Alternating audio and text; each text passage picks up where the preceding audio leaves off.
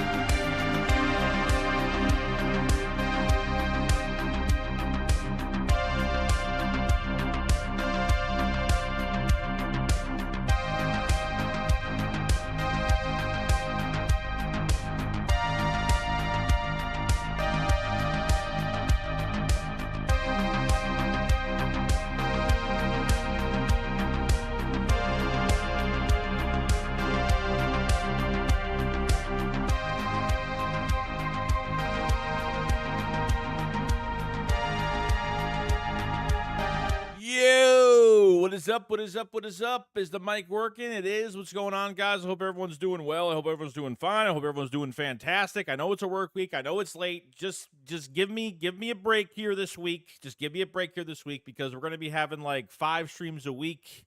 It's going to be crazy. We have our first game this week, which is we're going to finally see this roster unfold, see this whole thing come to life. And hopefully we get some of our answers by Friday, whenever the game is. What, Friday night, whatever?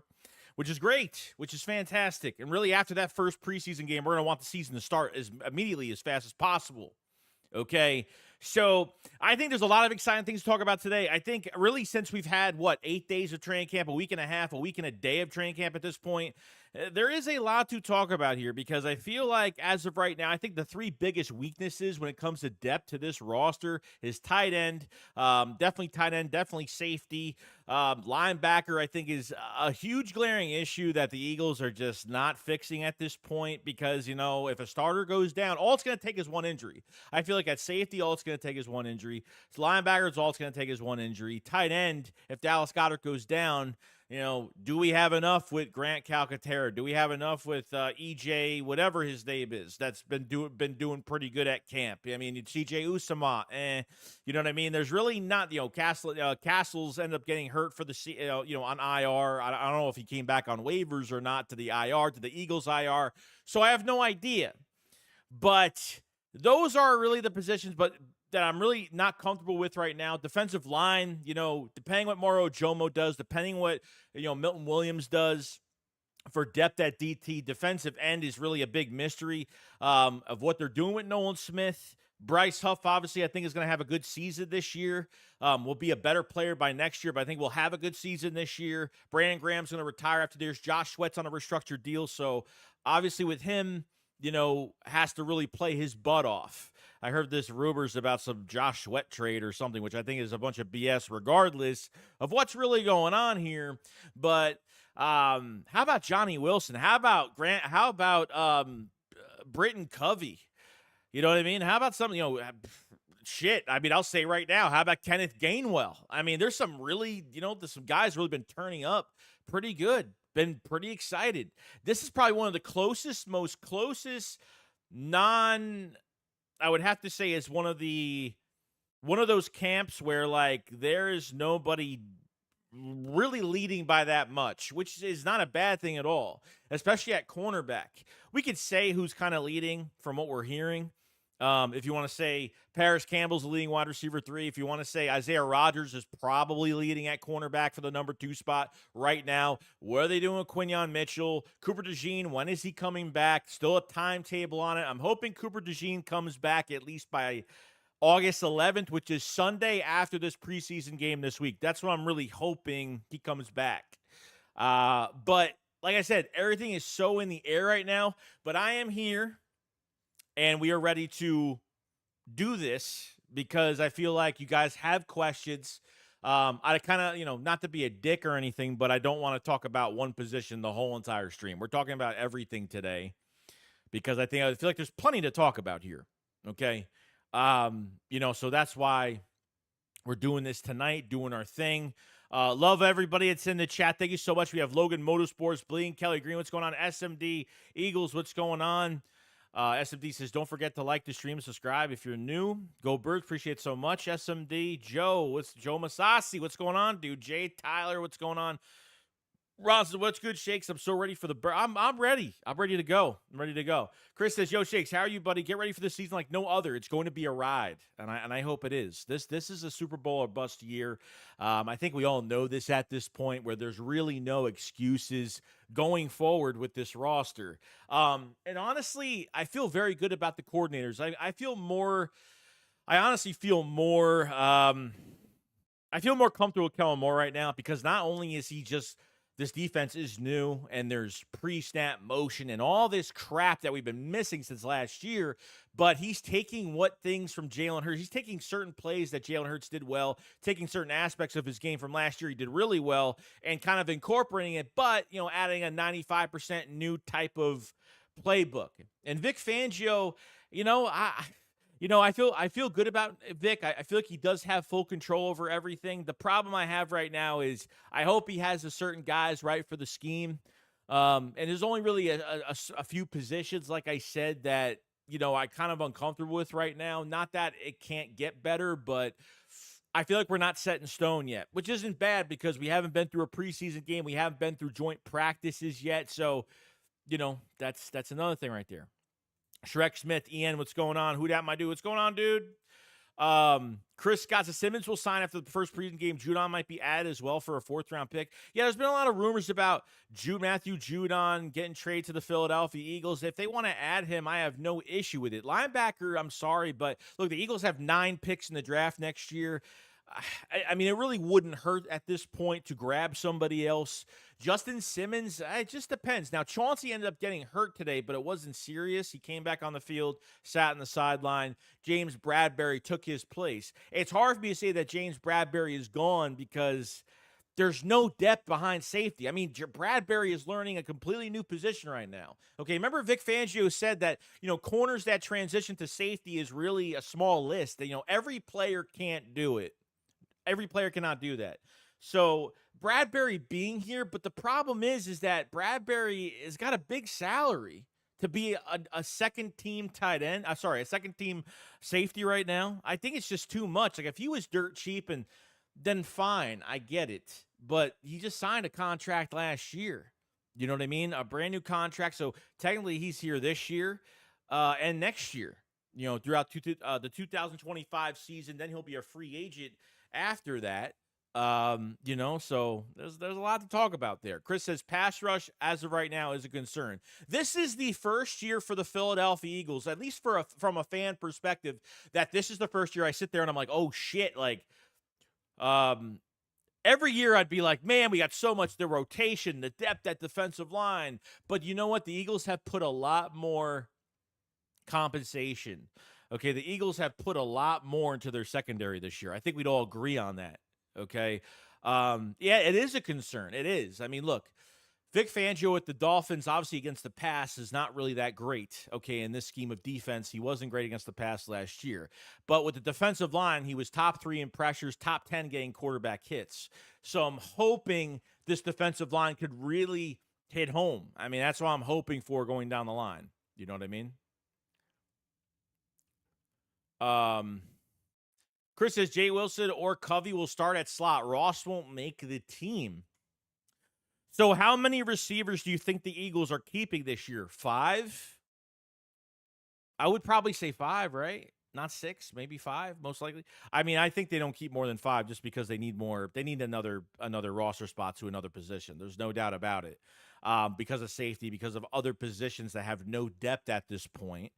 Okay. Johnny Wilson's looking really good. The last 2 days, he's done the last 3 days, really, since the open practice, he's done really well. Now, Paris Campbell being out has really helped this situation in a lot of aspects. It really has. But I love when, I don't like when guys get injured, but when guys do get injured during camp or where it's a small injury, they're out for a little bit of time, other guys get those opportunities, which is great, And Covey's been doing a good job, too. Covey's been fantastic. He's really pushing for that number 3 spot, and I don't blame him. And the Eagles tried to incorporate him last year late in the season when the sky was falling. I think we all know that at this point. It's been kind of crazy.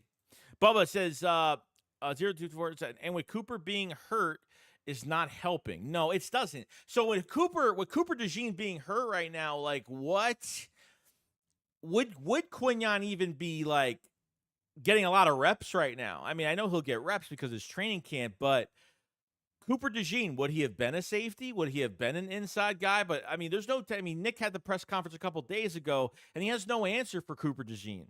Like, no answer at all. Keely Ringo has led the spot with no pads on. The pads came on, and then Isaiah Rodgers started getting those first opportunities. And really, Isaiah Rodgers has pretty much surpassed Keely Ringo for that number 2 spot. Okay? Nickel, I have no idea. I don't think Zach McPherson's making the team this year. Tyler Hall may have a shot. Avonte Maddox, I've heard absolutely nothing from camp. I mean, absolutely nothing. Okay? So there's a lot of different things going on right now. A lot of different things going on right now. So I feel pretty pumped. I'm excited about corner. It's one of the deepest positions that we have. We thought it was pretty deep last year, but obviously losing 2 nickel corners kind of made us rotate, and obviously changing defensive coordinators within the year was the biggest mistake they could have made. Okay? Biggest mistake they could have made. Rome says Tanner McFoles going to light up this week. Tanner McGee, man. So it looks like the backup quarterback position is still a competition right now between Pickett and Tanner McGee. I'm excited. I just want them to give our guys good looks. So that's what I'm really hoping for this week.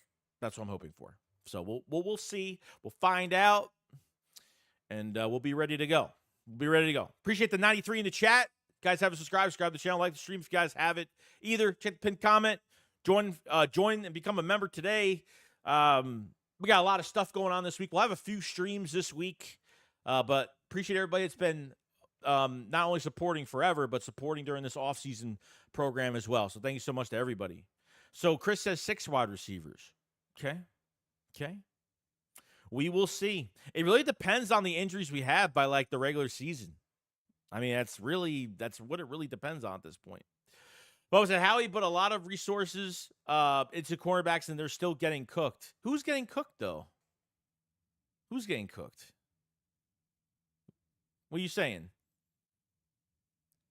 I mean, what do you mean by cooked? Like, you're saying that Devontae Smith and A.J. Brown ain't going to make plays? I mean, they're facing the best of the best right now. Look who they're facing every week. Slay has had his time, but he's going to lose some and win some. Everybody loses some and wins some. So I don't know what you think you're supposed to hear, but if I don't want to, like, number one, I don't want to see this offense getting, this whole thing about Jalen Hurts hasn't thrown a pick yet. It's kind of getting annoying. Like, sooner or later, it's going to happen. It's just going to happen. And he's really sharp. He's looking very sharp right now, but it's going to happen sooner or later. Okay? And I guess we'll find out what happens. You know what I mean? The defense is going to have their day. The offense is going to have their day. We'll see. So Go Eagles 702 says Brown, Smith, Wilson, Campbell, Covey, and Anais Smith making the roster. Anais Smith has done nothing, unfortunately. I mean, hopefully he's one of the best kick returners we have or something, because he's gotten separation at camp, ball not thrown his way or missed his way with backup quarterbacks or whatever. But he hasn't done much of anything. Anais Smith, like, that's the guy I have as the wide receiver 3 this year. But is that starting to change? I don't know. But it's gonna be interesting, man. Jay Tyler, so what's going on with Sweat and Huff? I've heard nothing about them. Yeah, so it's hard for me to find all the news on things, and I think it is hard for you as well, because I've heard really nothing in camp about Josh Sweat. Bryce Huff, I've heard that he's been dropping in coverage. He's actually been playing the coverage pretty damn well. He actually dropped a pick in the open practice from Jalen Hurts. That would have been his first pick. But I think I've heard from Jalix Hunt that he's bringing relentless pressure at practice. So I feel good. Like, I'm not really worried about Bryce Huff too much. I'm not worried about Josh Sweat too much. Really, it comes down to Nolan Smith. It comes down to Jalix Hunt, your 3rd round pick, which Jalix Hunt to me is like a big mystery. Nolan Smith is a big mystery too, because this stupid coaching staff didn't play him last year. Barely. Sean Desai had the excuse middle of the season when he was asked the question, well, why isn't Nolan Smith getting more snaps? He says there's only a certain amount of snaps you can give to specific players. But that's a bunch of bullshit, because you only, I mean, seriously, he's your first round pick. He's your first round pick, dude.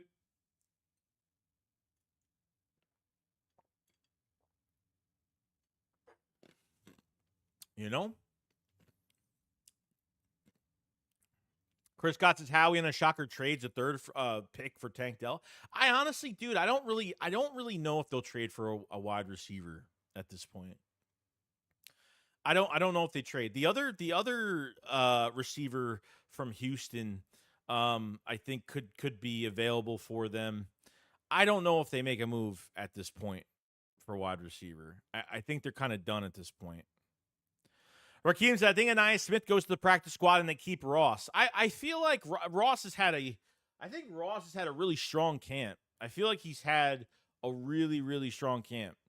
You know what I mean? Anaya Smith, Shaq Davis, those have really been the guys that really haven't been doing much of anything. Paris Campbell has seemed to be leading the pack at wide receiver right now, and we'll see if anything follows behind it. So since he's been out, okay, I forgot if he was even out today for the 8th day of camp, so I'm not really sure, but, we'll see.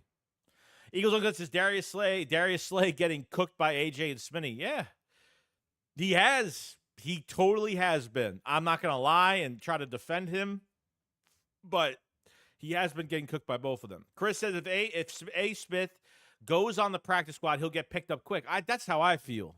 That's how I feel. You know what's weird? Every time we say, oh, my God, if we keep this guy in the practice squad, someone's going to pick him up. And 9 out of 10 times, they don't get picked up for a specific reason. I heard apparently from Giants Hard Knocks that Anaya Smith was a big target on their list in the draft, but they stayed away because apparently he had injury concerns. And he was injured during minicamp and OTAs. He only practiced like the last or the second to last day of training camp. Minicamp at this point, so he hasn't done much. Ron says 5 receivers just seems like a low amount of bodies for the amount of talent. I think AJ, Parrish, Johnny, Covey, Ross, and Nias will battle it out for the 6th spot. I'm pulling for Ross. I'm pulling for Ross, too. I think Ross has had a pretty solid camp, but we don't know how many of these guys are going to be available or at least going to contribute to special teams. That's going to really be the big thing going forward. You know what I mean? That'll be the big thing going forward. Chris says Howie doesn't want to lose Anaya Smith. He's making the roster. Hey, look, all I'm saying is he's not going to look. Anaya Smith isn't a first or a second round pick. Okay. At this point, it's like he's a late round pick. I get it. Okay. I don't think he would get rid of him. Okay. So I don't know if he's going to make the roster. He could be a guy that's protected every single week during the regular season. So if Anaya Smith is on practice squad or something like that, is only brought up for games for special teams or something like that, if he does well in special teams in training camp, then I could see them doing something there, but we'll see. Henry Brown says, Joey, from what you've heard, who do you think is going to be our wide receiver 3?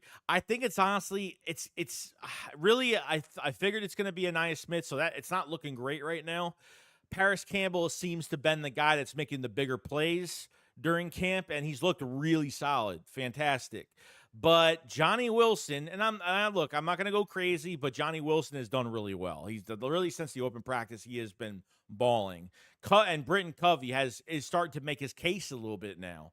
But I think it will be Paris Campbell at the end of the day. I would like to be surprised that it's not, that somebody in this preseason game is just going to ball out like crazy. And see what they do there. I'm pretty pumped about it. I think it will be Paris Campbell, but John Ross and Britton Covey are not too far behind, but I think they will all be used this year. Like, why not use John Ross on 3rd down, or why not use them in pre-snap motion, use their speed, keep the defense on their heels, do something to kind of like, you have way too much attention on the field right now to waste these guys and not use them game day. But I feel like with Johnny Wilson, he will be more of a red zone, short yardage type threat for this team going forward. It's obviously looked it so far. So we'll see what happens. I mean, Covey is just one of those guys that's like, I feel like he's really pushing hard for it. And I think the Eagles will re-sign Covey. He won't be expensive. I think this is his last year of his contract, if I'm not mistaken. You know what I mean? So Covey, I think there's been rumors that he will be re-signed. Hopefully they do re-sign him, because if he's a big special teams threat, which we know he is, hasn't took one back yet, we'll feel really good going forward. Eagle Lance says Smith will make it to the practice squad. No team is going to put a small stature rookie who can't catch on their 53-man roster.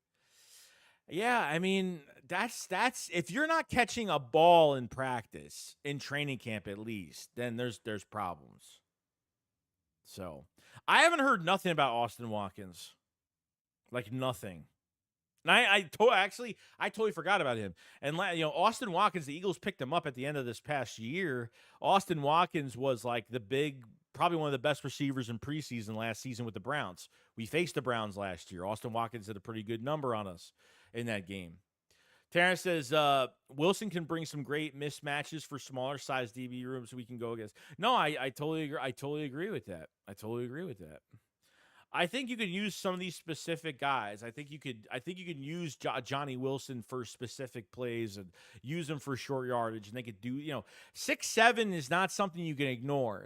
I mean, if you see a guy that's 6'7", 230 something, you want to, you know what I mean? You want to try and, or whatever his weight is, you want to at least try and produce him to be something. How many guys have we had at that size? Mulata is 6'8" as a left tackle.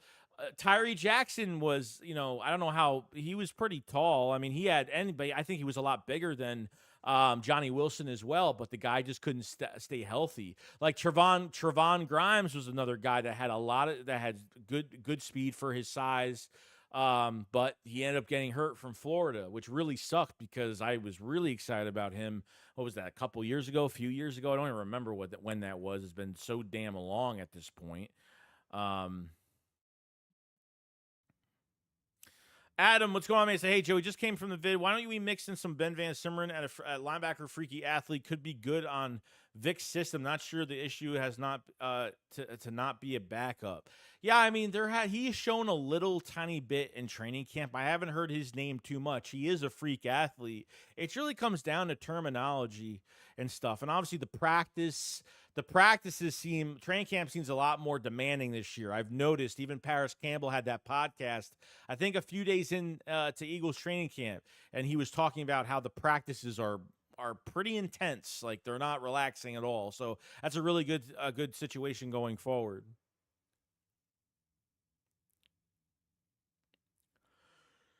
Let's see here. Rounds. I think Covey could really ball out in the wide receiver 3 spot. Such a gadget type player. Yeah, that's what. Yeah, if he's gadget, that's where I could really see him being this year. I could see him coming in on certain situations, not being a full-time starter this year. So, Kendall Milton, wavy ass bunch says Kendall Milton. Yeah, Kendall Milton's another guy. Like I'm excited to see. Like you finally have a bruiser back, and Kendall Milton is a north-south runner. They're using him as a dual threat. They're using him as a receiving back. I need to see what that looks like, really. But you missed out on Rashad Penny really just toting the rock inside the 5 last year, which they probably should have done. Now you have another guy in Kendall Milton that's young and could do so much with him. So I would give him a shot. I don't see why not, Chris says White's having a great camp. Oh, Devin White's amazing. Zach Baughn's having a fantastic camp. I mean, really, since the only time that Devin White and Zach Baughan haven't started in training camp was literally the open practice when Nakobe Dean really embarrassed himself, honestly. Nakobe Dean had a good practice today. He blew up Will Shipley today, pushed him into the quarterback today. And then I heard from Brandon Lee Gowton that his coverage was just bad. Really bad. I mean, beyond bad. I mean, linebacker's a big question mark right now because you have 2 guys on multi-year deals. Trotter Jr. has too much in front of him right now. Trotter Jr. potentially could start at the end of this year. Okay, near the end, he could get an opportunity there. Okay, but since the open practice or even a day or 2 before that, Trotter has been making a play. So he's starting to rev himself up a little bit. But Depth-wise, it's bad. It's as bad as it can get because what are you going to do? What if Devin White balls out? What if Zach Bond blows up? I mean, seriously. If they play really well, you have to re-sign one of them. You have to. You really have no choice. I mean, sign one, draft one high next year because tight end will be a big target next year, no doubt. Tight end will be a huge target next year. Okay, depending on how they look at Calcaterra, if he could stay healthy, if Albert O could be used after trading for him last year and literally wasting him at this point. You know what I mean? EJ, the other tight end that they have, he seemed like he has a lot of juice to maybe be a number 3 tight end maybe for the team. We'll see how that goes going forward. We'll find out, my friends. But we have 119 in the chat as of right now. Make sure you subscribe to the channel, like the stream if you guys haven't. We will be streaming the game this Friday. Okay, I will be streaming the first game this Friday, preseason. I just got to know how to watch it because I obviously don't even know how to watch this game this week. It's in Baltimore, so I have no idea how I'm going to watch it, but I'll figure it out. And yeah, well, we're just going through our things, going through our stuff. Ron said, I really want to see Cooper, the Machine DeJean in action. He needs to rest up. Give me the Flying Dutchman. It's the Flying Frenchman. It's all right, though. The Flying Dutchman is fine. Because the Flying Dutchman is green in SpongeBob, so I guess that makes sense. You know what? That actually makes more sense. You're probably right. But we need to give it more time, yeah. I mean, he can't miss 2 weeks of preseason. He can't miss it.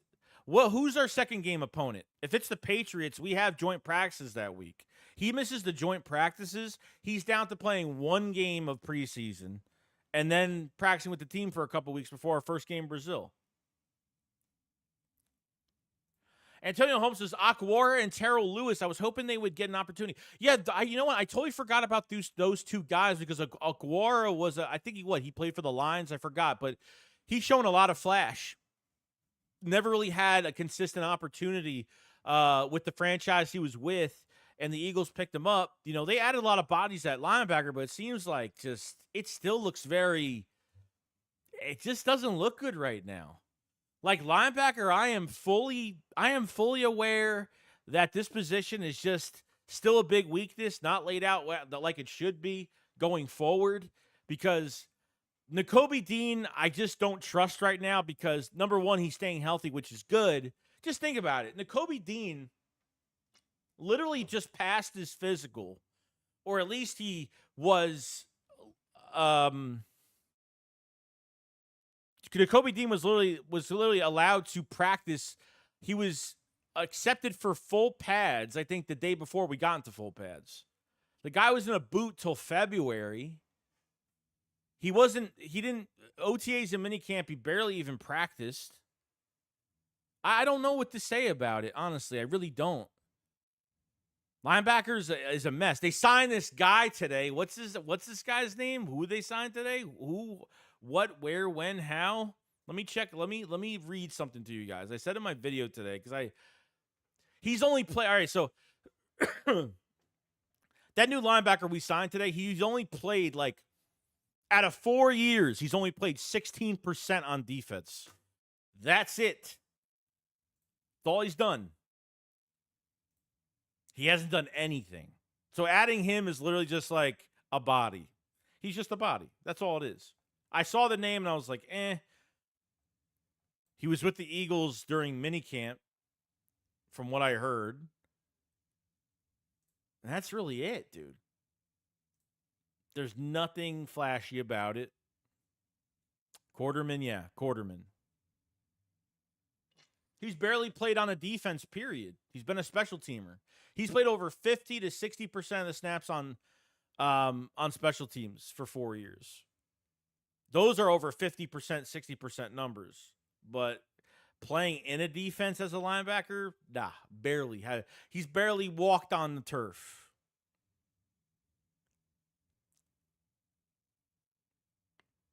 So we'll see. So wait soon to tell. I do think if Devin White balls out, we pay him, draft a linebacker, and high up in the draft. We've addressed so many areas, but the position, I don't get it. Oh, yeah, I mean, everyone thinks like because we drafted Jeremiah Trotter Jr., it means like we did something good, which I wasn't like those guys out there that were like all in on Jeremiah Trotter Jr. just to now really ignore him because he hasn't really done much but make a play every single game. Every single practice. I wasn't making a million Jeremiah Trotter Jr. videos. If it happened, it happened. If it didn't, it didn't. I mean, I really wanted, at the time when we were moving up, I really wanted when Junior Colson was taken in front of us from Michigan, that's who I really wanted to at least make some noise at that position. You know, at least make some noise there. But you know what I mean? It's not all sunshine and rainbows at every position. I mean, you have some bad depth at some positions here that you need to take advantage of. But the one philosophy that they have actually fixed is running back, because they never spend money on running backs. Usually our whole room of running backs would cost us $4 to $7 million a season. But now with Saquon Barkley coming in, I'm excited about Will Shipley. He's had a solid camp in the receiving game as well, been fantastic. And I got to say too, Kenneth Gainwell's had a really good camp. As much as it hurts me to say it, because I always talk shit about him all the time. It's not that I hate the player. It's just how I hate the Eagles and how they look at him and how they use him. I feel like in so many areas last year, they should have used DeAndre Swift a lot more on certain dual threat capability type plays that they would treat Kenneth Gainwell to. To me, it just makes no sense. But it is a contract year, so I'm expecting him to play his ass off. You know what I mean?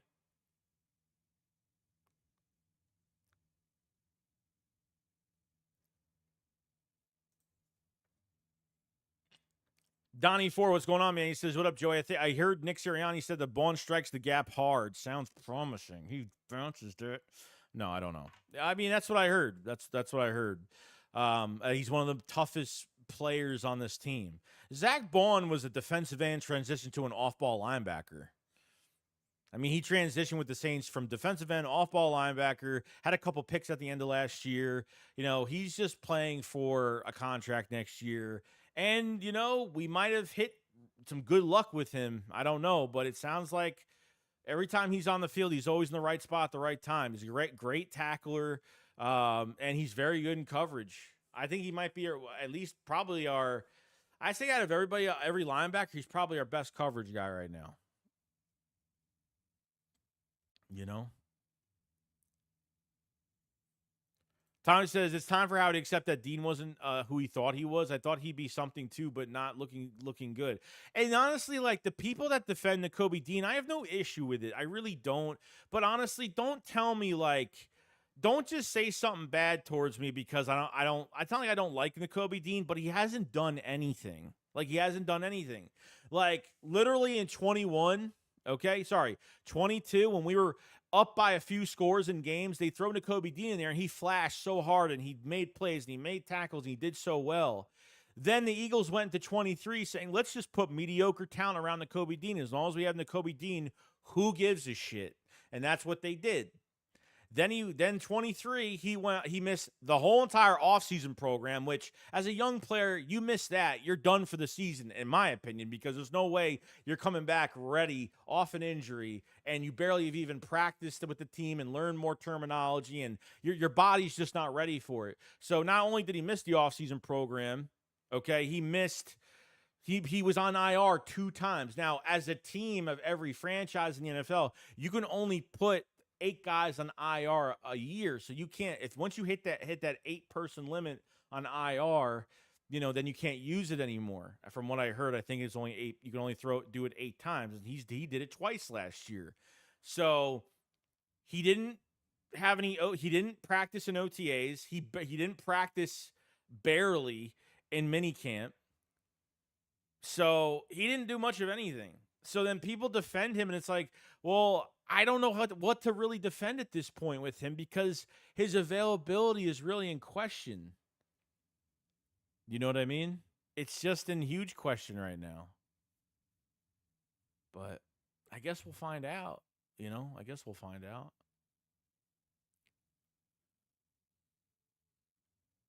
I don't know. We got Hold on one second. I'm clicking. Sorry, I'm clicking the wrong thing. I'm clicking the totally wrong thing. I haven't done this in a while, so. We got a super chat from Ishil Bolden. Thank you so much for the super chat, man. I think you sent 2 of the same super chats. I don't know why that happened. Which is kind of weird. But I don't know if that was a mistake or whatnot. It says Nick messed Eagles up last year and this year. Why? Why do you say that? What do you mean? Last year, I agree. I trust me, I blame Nick for a lot of things last year. His ability to hire, his ability to make in-season changes for the Philadelphia Eagles, which he couldn't do. His attitude sucked when we were losing. He's the blame for a lot of things. As much as him, his control on the coaching staff, not giving play calling away, switching defensive coordinators that really fucked up these players' mental ability the rest of the year with Matt Patricia, incorporating some new stuff into a defense mid-season, and a huge collapse from 10-1 to 1-7 after that. So it sucks. Totally sucks. But this year, I mean, there's nothing to tell that. I think he's on a short leash. We talked about this a million times. I don't think Nick has any control at all in this offense, this defense. Nick is literally just being a coach. He's being a cultural entity, motivation. That's it. That's all he's here. Round says, do you think, appreciate super chat, by the way, those 2 super chats that are exactly the same. I don't know how that even happened. It's kind of weird. Round says, do you think Zach, hold on, what? Do you think Zach Bond will give us TJ Edwards type production, or is it too early to tell? I miss TJ, man. I wish we had him in Devin White.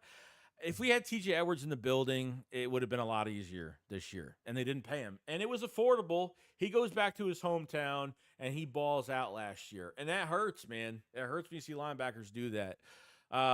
They shouldn't have let him go. I already knew this was a mistake regardless. Zach Bond, when it comes to his coverage, it's great. Tackling is good. I don't know if he's going to be the same as TJ Edwards, but I think he'll be pretty damn close. I mean, he should be. So.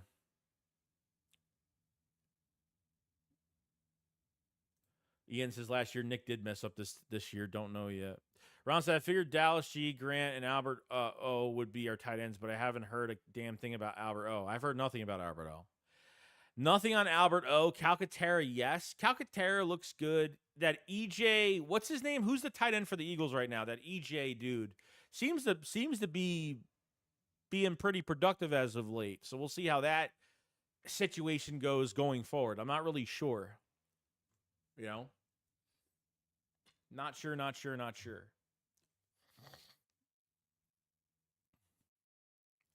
Rise of Texans versus Eagles in the Super Bowl. Woo! We got to see how the Texans look, man. It's all hype. The Texans are all hype. The Chicago Bears are all hype. So we'll see how that goes with both of those teams. Figures that Edwards and White would have been crazy. Kaiser White, did you see Kaiser White play for the Cardinals last year? He played really good.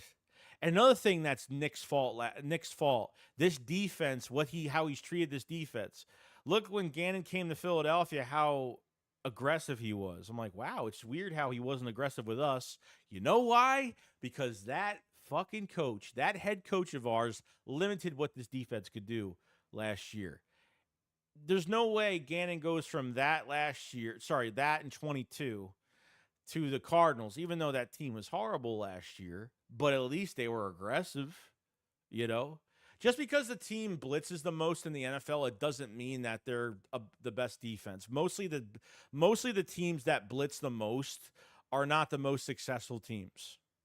Okay, because you have to be smart about it. You can't, but apparently Vic Fangio has this analytical shit that he does that he's told none of his proteges. So obviously the Eagles, the front office, whoever, the analytics department, whatever, they hand Fangio or the defensive coordinator these analytics for these games.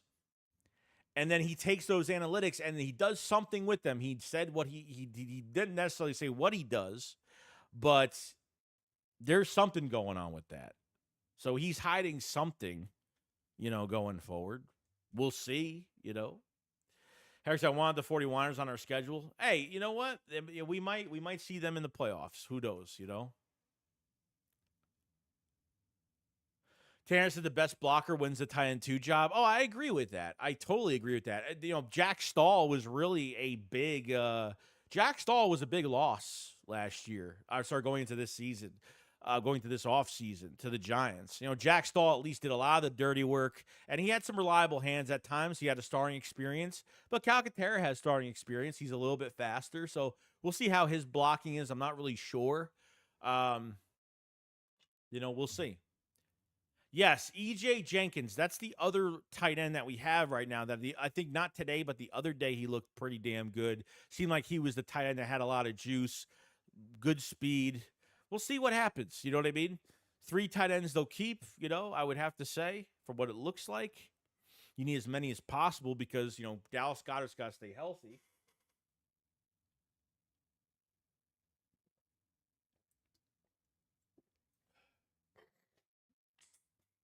Tommy says, watch Fangio turn Nolan Smith into a beast hybrid defensive linebacker.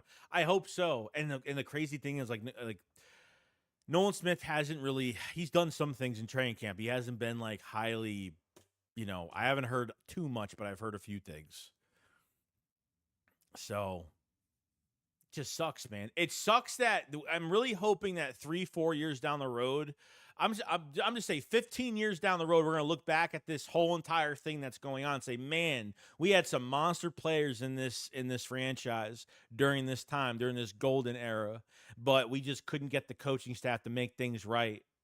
You know what I mean? Like, I don't want to get into that situation where we're getting rid of coordinators every year. I mean, seriously. I'm hoping now they fix this shit because it seems like there is a lot of faith in Jalen. There's a lot of faith in Kellen Moore. Kellen Moore is given the keys to the castle pretty damn much to get this team to a Super Bowl and put 30, 35 plus points on the board this year. With all his pre-snap motion, his diverse play calling, hot routes, crossers, you name it, it seems like the Eagles are doing it, which is great. There's no excuse, bro. Like, I could see 1 ugly game, 2 ugly games, but when you're saying every game is an ugly fucking game, okay, and when you have the chance offensively to put a team away like you did last year, where, you know, the Eagles would get the ball back with 2.5 minutes left, and you can literally put this game away, a quick 3 and out. Make your second, third, and short so much easier for your quarterback. Let Jalen, don't put too much on your quarterback. This offense can literally work for him. You know what I'm really liking from the open practice that I really did like with this offense? They were throwing short yardage passes to receivers in open space. Let these receivers work for them fucking yards. Stop trying to throw a 70-yard pass on the second, third, and short. Stop throwing a bomb downfield to get those easy cop-out yards. That it's, you know, there's nothing wrong with throwing it deep, but when you do it just to get a flag, or you do it, you know, speaking of that Seattle game at the end of the game, you do it just for a flag, or you just do it in general, it's just lazy, dude. It's just lazy for yards. You know what I mean?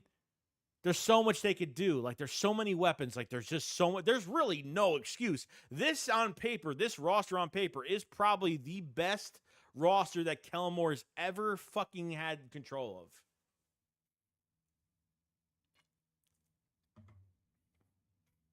You know what I mean?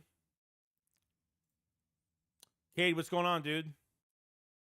So somebody said, how do you feel about the Mr. No Name says, how do you feel about that? I didn't see, I haven't been on Twitter all after the rest, really from 5 in the afternoon to now. So what happened with Ayuk? Is he like officially traded now? I don't know what even happened. I don't know what happened. If it happened, I don't know.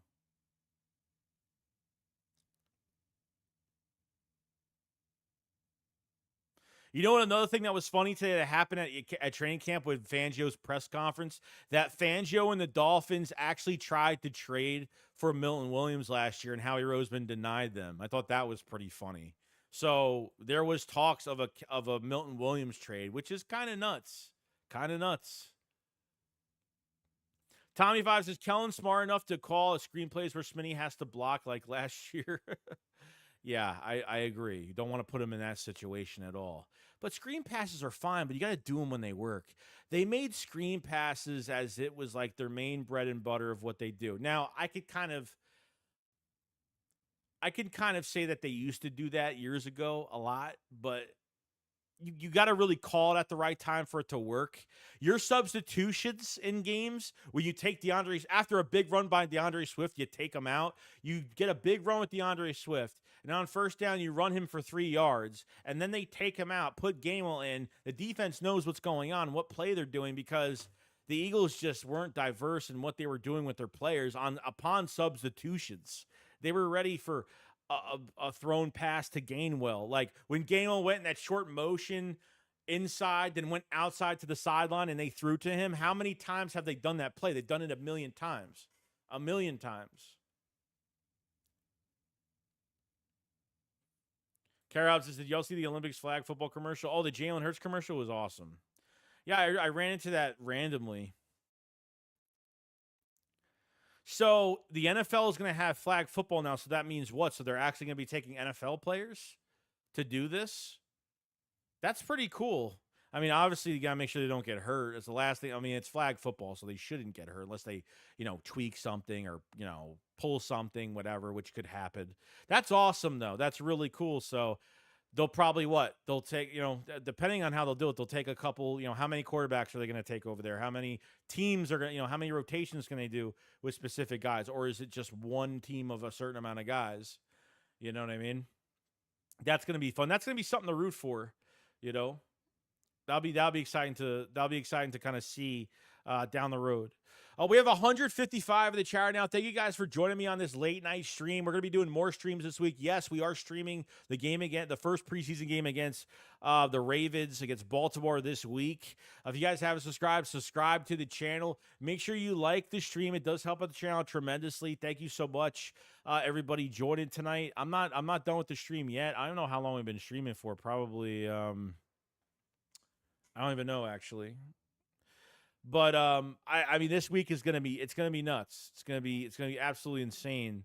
I wanted to show you guys something real quick because I didn't really get a chance to show everybody. So we do have the Philly Shakedown podcast merch. Me and Philly just released the redemption line for this season. And I want to kind of show you guys a few things here of some of the new shirts. Obviously, we have the Flying Frenchman shirt, the Howie Roseman shirt. All the older stuff is in here, but we have sleeveless shirts, women's and men's sleeveless shirts. We have extra small to 6XL, bunch of colors. So we have the Jalen Hurts shirt right here with some of Jalen Hurts' quotes on the shirt, which is pretty great. Don't mind the white outlining on some of these. That's just because it's just how it looks on the site.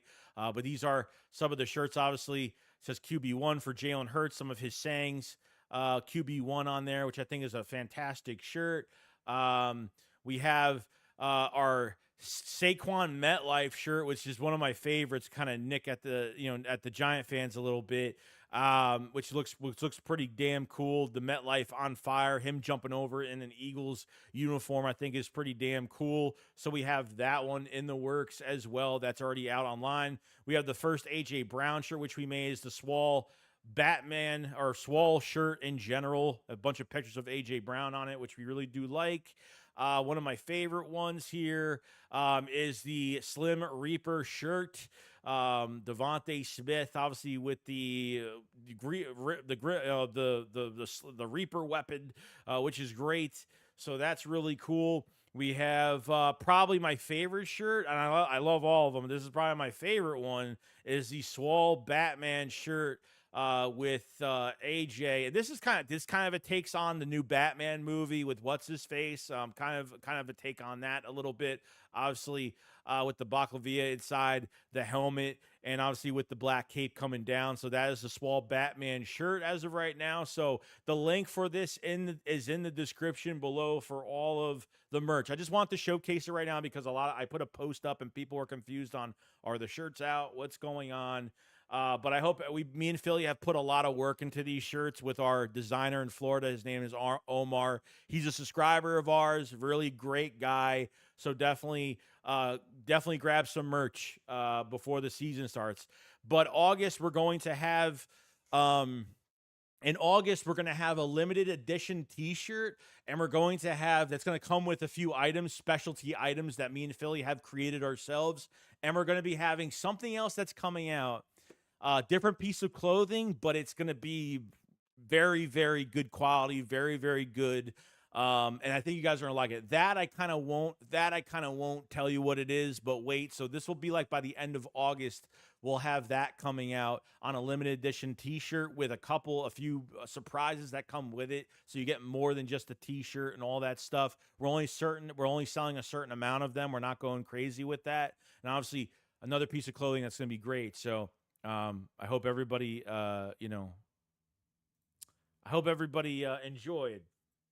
enjoys that, because we worked really hard on it. So real hard. Okay. But going back to the Philadelphia Eagles, Appreciate so much, Rodney. Thank you so much, K. Robinson. Trust me, like, if there's anything wrong with things, you just tell me. You know what I mean? But if it looks good, I'm glad it looks good. Seemed like a lot of people liked it. So, Ron says, Pat Mahomes developed within continue to get better because his OC and head coach. Jalen doesn't have the luxury. I feel like the constant revolving door of OCs will affect his development. How do we fix this? We fix this by Nick sitting in the background and letting these coordinators take the blame for everything. Let them be in full control. Kellen Moore has never had non-control over his offense. He's always had control over his offense. Okay, but yeah, the Kansas City Chiefs, they've had the same defensive coordinator for 6 years. Andy Reid has been an in-home head coach. You keep the play calling at home because you don't rely on your head coach to to play call in Philadelphia. You can't in Philadelphia, but Andy Reid calls all the plays. OCs don't matter in KC because Andy Reid calls the plays and he has the control at the end of the day. But they've had the same defensive coordinator for 5-6 years. Yeah. It's a huge luxury to have that.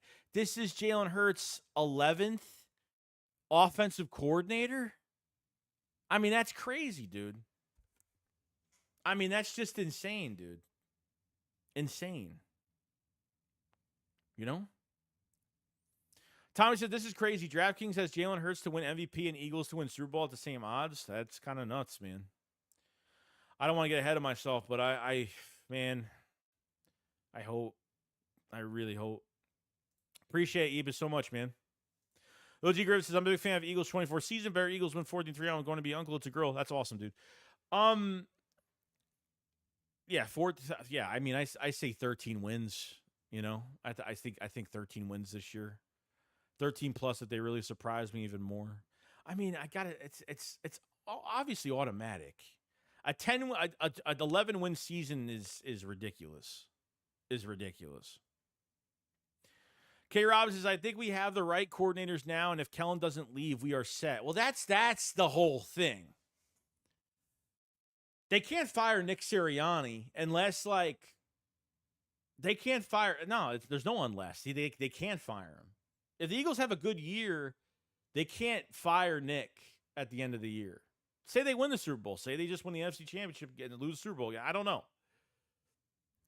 They can't get rid of Nick. It's going to make us look really bad. You don't fire a coach after a year like that.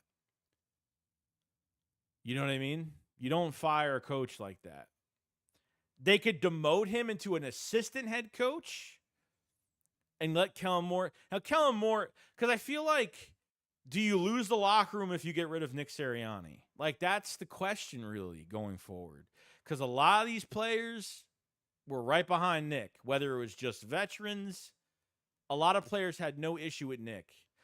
But a lot of players, especially Devontae Smith, a few of these guys gave us their opinion this past offseason, said, look, Nick needs to take a step back.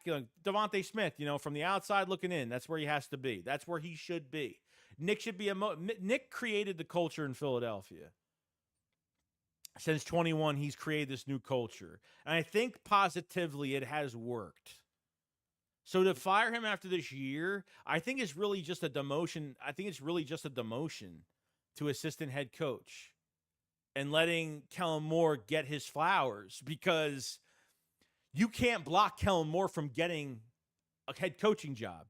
You can block Kellen Moore from getting a coordinator job, but as a head coach, you can't block it.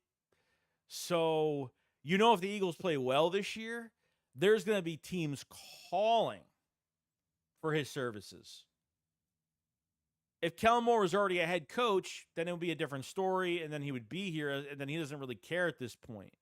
Unless they just throw more money at him, like a lot more money on him, like, hey, we'll give you a head coach salary just to call plays, because Jeff Stallin's making a bank truck worth of money being the offensive line coach for the Eagles right now. You know for a fact he's getting a big paycheck. Okay? This is what it is. Aaron said, coordinators this year to last seem night and day upgrade. No, it is. I mean, it totally is. Not only did they add, I didn't think they'd make this as many. I really honestly didn't think they would make as many changes as they did. I think really when it came to the assistant coaches, that's where I was really more surprised. They have hired a lot of experience in that assistant job and those assistants on the defense this year, which is good. Yeah, Donnie says, I would promote Kellen Moore to head coach and put Sirianni as assistant head coach. Simple. That's what I would do. Unless, players are hating Nick and they're having fights, and unless it's bad. Like, if the Eagles are what if the Eagles are 2-4, start of the season? What do you do? You know what I mean? But I don't think that's going to happen. I'll be shocked if that happens. Then it's not Kellen Moore calling the plays. That's what it would really tell us. That's what it would really show us,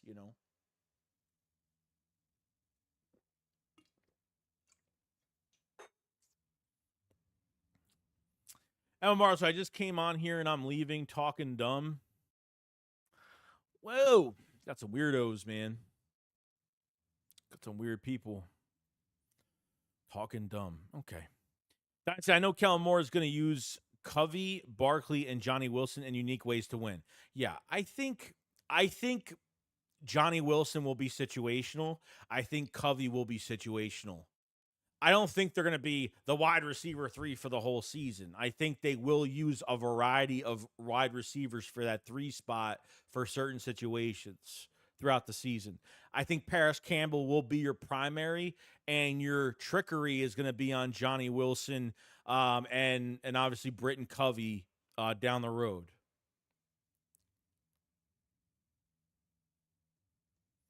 Andrew says Nick just needs to stay out of the way and be the team dad. That's really all he's got to do, Andrew. That's really it.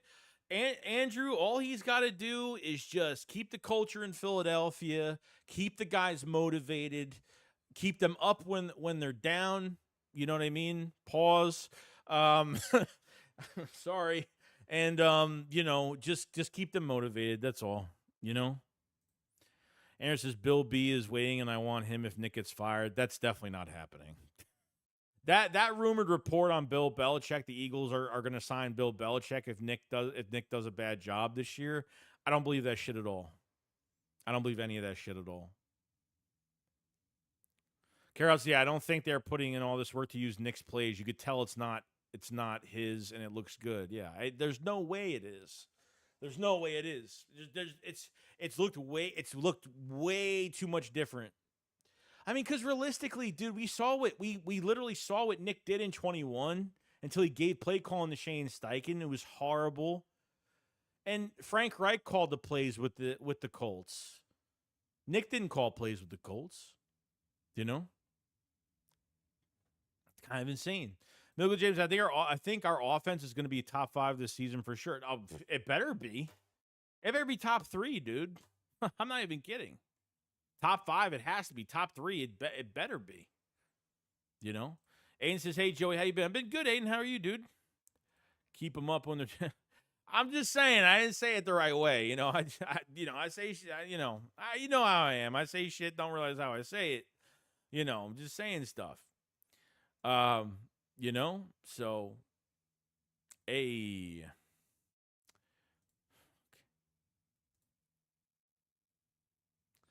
Sorry, I'm trying to do this the right way here. Not screwing it up, screwing all of it up. So I think realistically, we're going to find out the truth this week. This is it. This first game is going to be an eye-opener of who's ready, who's not, Is what we're seeing in camp a bunch of fool's gold, or is it true gold that we dug up and just said, yep, we're going to get rich from it? So that's where we're at, man. That's where we're at. Tom said, here's the thing of it means retain Kellen Moore long-term. Then Joey, we know it looks bad, but yes, I agree. Demote Nick to front office. Yeah, that's what I would do. You can't fire a coach after a good season like that. Like, even if you're afraid to lose Kellen Moore, and you just say you win the Super Bowl in 24 with the Philadelphia Eagles with Kellen Moore calling plays, you can't fire him. It's just, to me, it's no way.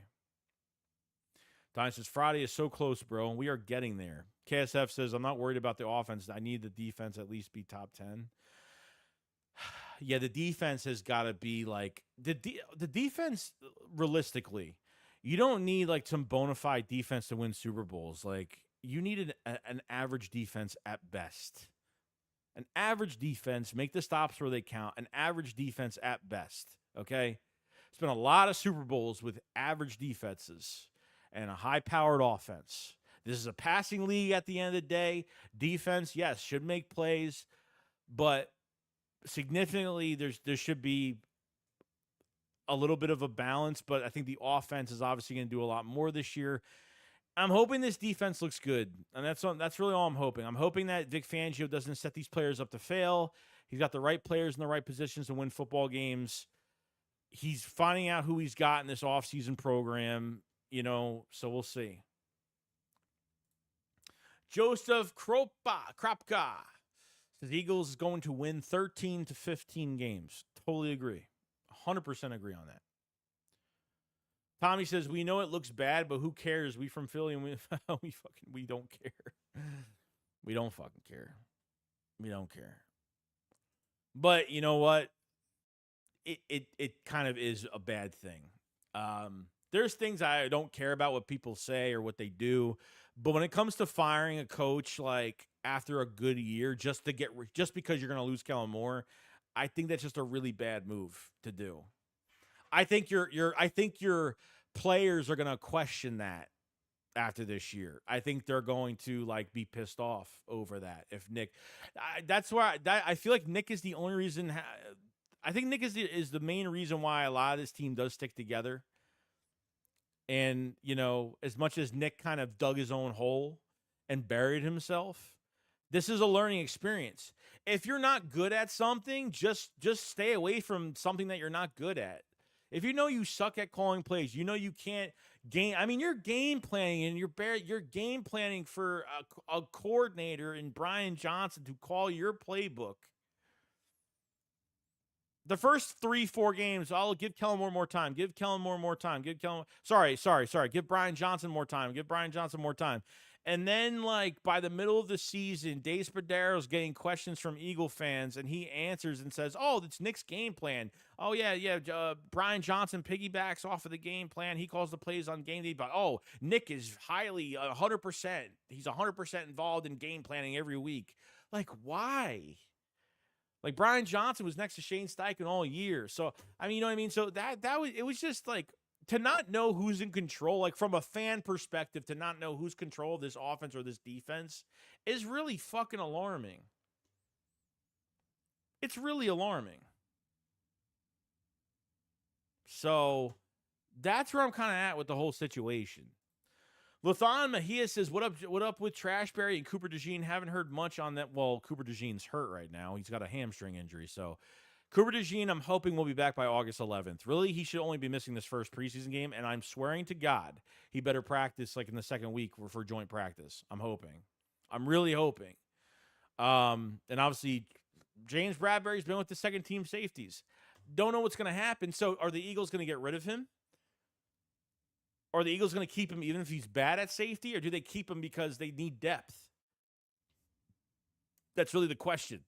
Are you going to trade Bradbury and say, screw the depth at safety, we just need to get rid of him?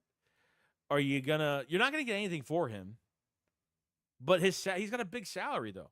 You're going to be a backup safety on a big salary. You're getting paid – I think he is. He's making more than Reed. He's making more than Chauncey Gardner-Johnson as the third safety. if he knows how to play it. He's learning how to play a new position right now. Bradbury took himself out of that cornerback room when he had his press conference the day before, a day or two before open practice. He said to the media that he took himself out of the cornerback position and wanted to play another position because obviously, and I respected him for that. I respected everything that he said in that press conference because he was very vocal about it. I said, look, I know they picked up 2 guys for the secondary. Isaiah Rodgers is coming here. So, and he's like, I know I didn't play well last year. So I asked the coaches, let me change positions, see what I could do. Not that he's not going to play cornerback in camp. Not that he's not going to, but he is going to try some different things. Can he play well? I don't know. I'm not really sure. Can he play well at that position? I'm not sure at all. I couldn't tell you. And so far from what I'm hearing, hasn't been much productivity. He's got to play in the preseason. I mean, he's not starting at safety, so what do you do? Because he's a starting caliber player in the league, so what do you know what I mean? Like, what do you do there? I have no idea. I wish I had the answers, but I don't. Medical says, think any starters will play versus Ravens? They better. What I'm looking for in these 3 preseason games this year is you better have your starters out for a whole fucking quarter on Friday. The week after, you better have them in for a half. The 3rd game, you better rest them. They have to play for a quarter to a half these next 2 weeks. To put them in for one series, look, I'm not saying every starter, but most of them. At least the newer guys, Saquon Barkley needs to play a little tiny bit. You want to go crazy with him. Jalen Hurts needs some. These guys have to gel. This is the preseason is gelling.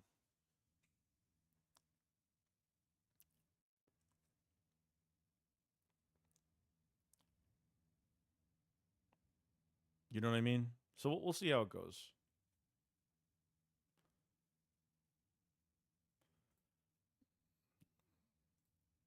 We got a super chat from Jameson Smith, man. Thank you so much for the super chat, man. So what up, big bro? Love the show. Give me your Jalen prediction stat line. I got 29 passing touchdowns, 10 interceptions, 4,100 yards, 15 rushing touchdowns, 700 yards, 4 fumbles. I think he'll hit the 4,000 at the 4,000 yard mark. I think he'll throw only like 6-7 picks this year. I think theoretically, he can have 35 to 38 touchdowns this year. Okay, rushing touchdowns, it should be between probably 11 to 17, probably. It's going to be a lot. We'll see how much a difference Saquon Barkley is going to be in red zone, and if Barkley doesn't get it to the end zone from the 3, we're running that brotherly shove. And I honestly, I don't really care about the play too much, but I really want to change the way we do things just a little bit, not to rely on that play, even though it does work. I think even having Saquon Barkley run the brotherly shove. I think that's one of the best things they could probably do. Letting Saquon Barkley run the brotherly shove will probably be better than Jalen Hurts running it, to be honest with you. I think it would be fantastic for that to happen. So, I think easily, I think that will be the stat line going forward. But I appreciate the super chat very much, Jameson. Much love, man. Diane says, J.R. Curse is available. Would you sign at safety, Joey? He's solid. Wasn't he just with Dallas a year ago? Or no? Did he get hurt? James says, I heard they were not playing the Stars this game because we play them later on in the year. That's a bunch of bullshit. That's a bunch of bullshit. There's no way. Yeah, but you're just running plays. You're not showing your playbook. It doesn't matter what you do against them. If they want to watch tape on your preseason, if we weren't even facing the Ravens this preseason, they still can watch tape on us from preseason. It doesn't matter. You think they don't watch? You think they're not going to watch our tape from preseason? All right. Well, mods, just time them out for 24 hours. Just time them out. Anybody who's a mod, just time them out. Do I even have any mods in here? Maybe I don't have any mods. I got it. I'll do it. All right. Timeout. He's timed out for a whole day, a whole 24 hours. So good for him. He just did that to himself. Diane says, I really want to see Oren Burks healthy. That man has got a serious knee injury if that's the case. KSF 3455 said the fact that Bradbury is on second team and has no productivity, Bradbury sees the writing on the wall. I'm sure that the Eagles and Bradbury's agent tried to get him something. It's his last. Did you notice during that press conference when he was kind of spilling the beans on everything? Got another fucking dumb account. The Jizzercist. It's actually a funny name, actually. Oh, he's gone. The guy comes in with the same account, same name. Oh my God. So, like I was saying, if Bradbury had that press conference, whatever, okay, remember he said a few times, like, if I get traded, remember he said when I get traded, if I get traded. He said that like 3-4 times in that press conference, which was really kind of weird to me. I don't know. I thought that was kind of weird. Like he kind of messed up his wording or something like that. I have no idea. Liam said, you're right. I don't need to see Jalen's head get ripped off during the brotherly shove like that Bucks game. Yeah, that was a whole nother thing. You know they're gonna try. Oh my God, this guy has another account. The Jizzology. Jesus Christ.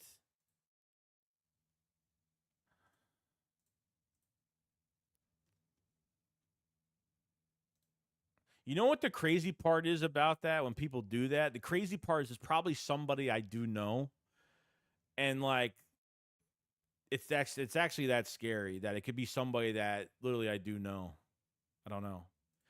The Philly 500 House of Mouse Club. What's going on, dude? I heard that too. I heard that starters are more likely to play preseason week 2. I'm gonna fucking tell you something. If that report comes out that that's the case, okay, because there will be a report on something. If that's the case, I'm going to fucking rant. I will fucking punch a hole in my wall. Like, you're telling me right now that, I mean, unless, no, this isn't going to happen. You can't wait till week 2 and week 3 of preseason to do it because most of these other teams that we're facing aren't going to have their starters playing in that third game. They can't use those last 2 games as for the starters to play against fucking nobody backups. You know what I mean? No.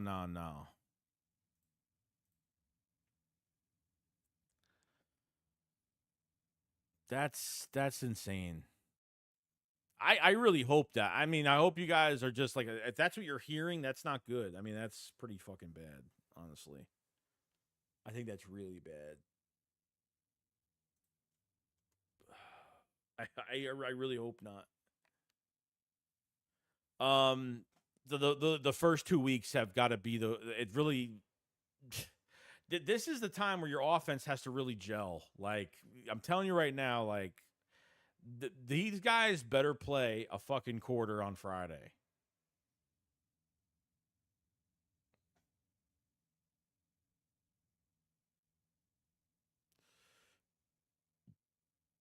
KSF 345 said Texans and Bears didn't use their starters. That is true.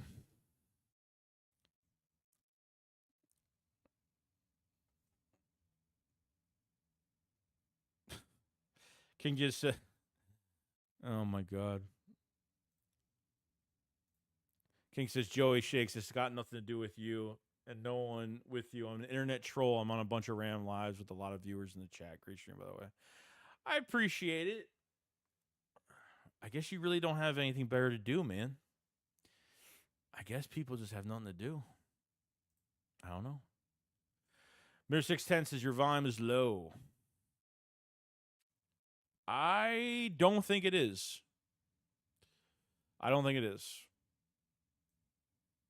Hello. No, it's good. We're fine. Don said Vic Fangio has been giving up some praise for Mauro Jomo. Mauro Jomo is he's been packing the last couple days, really throughout this camp. He's been given a lot of pressure. I mean, that's really good for a 7th round pick to give. I mean, that's really good. You know, I'm hoping it transfers to the regular season. But yeah, Milton Williams has been fantastic. And Mauro Jomo has, I mean, a 7th round pick, really putting in some work, man. That defensive tackle rotation is like, it's where it's at, man. It's where it's at. Very important. Losing Fletcher Cox was a loss, obviously, for the rotation because I thought he was one of the few players that played well last year. And try to keep the team together at times. Leon Banks, what's going on, man? He says the offense is on fire. Keep it going. Last year we didn't play them and we were so slow. Have to play them Friday. That's what I'm saying, dude. It honestly doesn't matter if you play them or not. Like, people are like, someone in the chat said before, like, oh, we're not going to put any starters out because we don't want to show anything. They're still going to watch us. Even if we don't put in starters, who cares? Like, we're not giving away our playbook in preseason. We're just calling plays. You don't, in preseason games, you don't scheme against the other team. You're just calling plays and you're just seeing what your guys could do. That's all you're doing. You're not scheming against what are the Ravens going to do this year. You're not scheming against them. But obviously, you get a closer look at their roster a little bit because you are facing them for a preseason game. Ryan Taylor, so Vic Fangio was saying Nick was still deciding how much to play stars in the preseason. Dude, I'm fucking telling you, I'm telling you right now. I'm sorry, but I'm sorry, but another coordinator and you're not going to play them?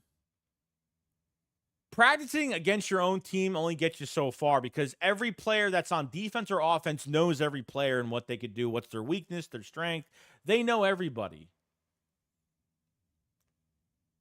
I'm telling you, like, it's the worst fucking idea, dude. We sat players out in preseason last year, barely played them a fucking series. Not even a full series, I don't even think. It was a shitty, like, it was a wasted series. It was like an incomplete pass. It was like a stupid series. As soon as they got pressure on Jalen Hurts the first game, they, like, took him out, and then that was it.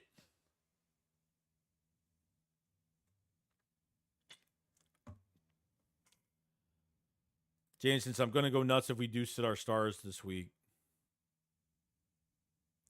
Don said, yeah, and Vic don't give out fake compliments either. So, oh, no, he doesn't. The one thing I like Vic Fangio is he's very realistic. Kind of like how Jim Schwartz was. He was almost the same way. Just straight to the point. You know what I mean? Like, he's an old school coach, man. K said, Blankenship will lead the league in interceptions and turnovers. I'm going to make blankets with his face on them because he'll have the secondary covered. I hope he does it, man. I hope he does. You know? Lead said, what's up with Big Play Slay? I've been hearing Rodgers and Ringo are the best corners in camp. Yeah, I mean, Ringo has lesser value than Rodgers because Ringo started more. Ringo has started more with no pads on the no pads days. Since the Eagles been in full pads, Isaiah Rodgers has been in the lead in starting. I think it's 4-3 Rodgers right now. Or 5-3 Rodgers right now, starting at number 2. So I give Isaiah Rodgers, more value to this camp because since the pads have been on, he has been the number 2 starter as of right now. And Quinyon Mitchell has been playing inside, outside. Mostly he's been playing on the inside now. So when Cooper DeJean comes back, like, what do you do, man? I mean, seriously, the last thing I want to do is redshirt Quinyon Mitchell. I mean, I really don't want to fucking do it. But I got to say this, Isaiah Rodgers has been the best corner in fucking camp. I mean, it's all on the wall.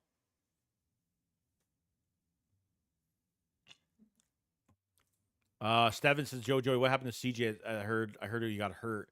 Yeah, he did get hurt, but he's fine. He was fine. I don't even know what the injury was. Is that our stars will play a drive. They will sit the rest of the preseason. You're talking the rest of the one drive and they sit the rest of preseason? I don't like that shit, dude. If we had Kellen Moore in this building for fucking 5 years, I wouldn't even care. But, dude, this is another year, new coordinators, and you're going to fucking...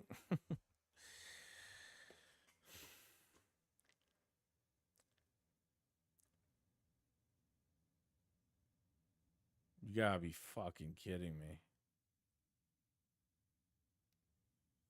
Tommy says there's 4 depth spots I'd worry about. Linebacker, safety, tight end, defensive. I agree 100% on those 4.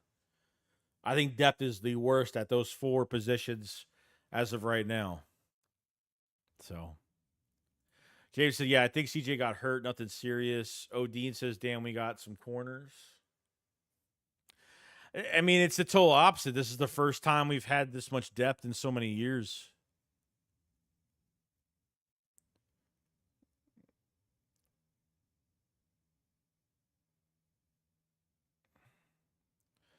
Let's see. Ryan says, what's Maddox doing lately? Nothing. I haven't heard him do a damn thing at all. And, you know, like, I'm not surprised. I mean, is he hurt? Someone check on him. I don't know if he messed up his, you know, his fucking, I don't know if he messed up his finger or his shoulder or his pinky toe. I'm not really sure. Guys, our corner depth is fucking insane. Ron says, you think Q has a shot to start this year? He should. But I don't know where they're going to throw him at beginning of the season.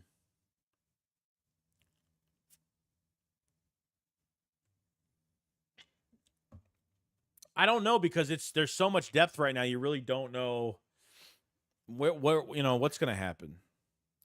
Corey said, I don't mind the drive, one drive each preseason game. What you think? I honestly don't like it. One drive is not enough. Especially last year, the first drive was a shitty drive. There was no drive at all last year. It's horrible, man. It's friggin' horrible. I said 4 teams are going to go after corners. We do cut. Yeah, probably. But we shouldn't have to cut anybody. If Bradbury is still in the building, they're going to have to cut somebody. Well, if Bradbury is going to be technically a safety, then they might not have to cut anybody. As long as you keep Slay, Quinyon Mitchell, Keery Ringo, Isaiah Rodgers, Eli Ricks. You got to keep at least those guys.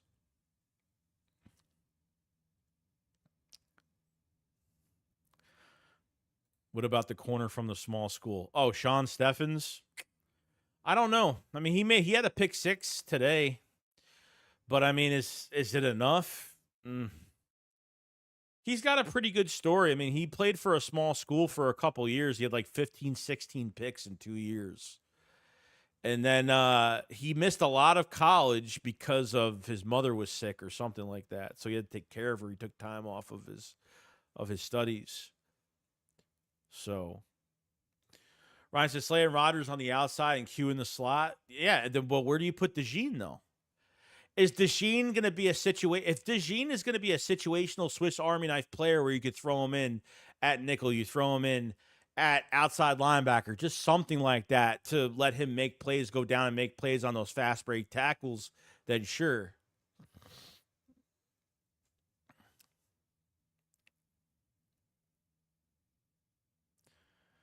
Jameson Smith says, you think Covey can really be a Cole Beasley type? Kellen moves to utilize the slot a lot. I think potentially he can. I mean, I just don't think he's going to be some like full-time wide receiver 3 starter. I feel like he'll be more situational, but you never know. If he puts in enough work and he works his tail off and the talent is there that he could do it, then sure. Because Covey is almost untouchable off the line in open space. You use him on a slant pass, use him on a screen play. He's good. If he has like a yard of open space, he's going to get his yards. He's going to get those big chunk yards for it. I think he can honestly do it, to be honest. As a full-timer, no, but as like a situational guy, like I said, yeah, sure. You know. Shrimp Dean. Yeah, I don't know, dude. I got shit for talking crap about him in that open practice. I mean, he got his ankles broken not once but twice by Kenneth Gainwell. And Kenneth Gainwell's not even Gainwell's a solid back, but he's nothing compared to what these other guys would do to him.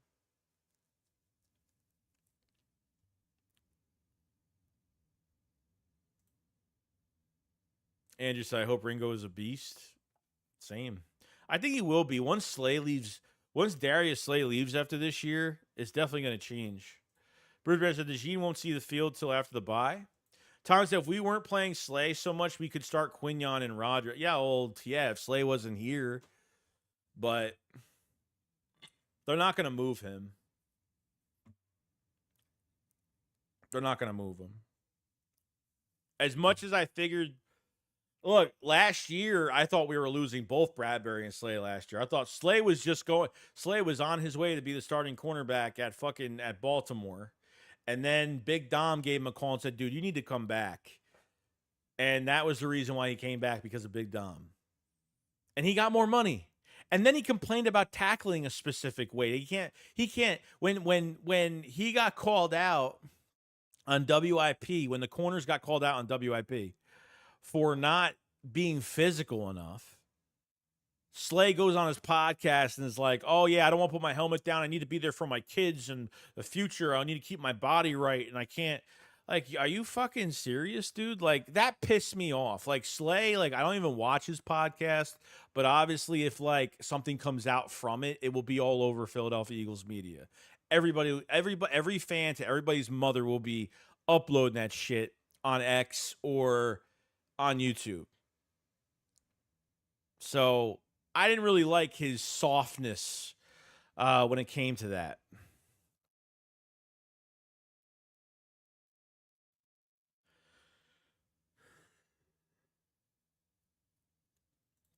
Michael James said, I hope Trotter shines. He isn't being talked about that much. Yeah, the problem, too, is he's a late-round draft choice. Like, how much pressure are you really putting on him?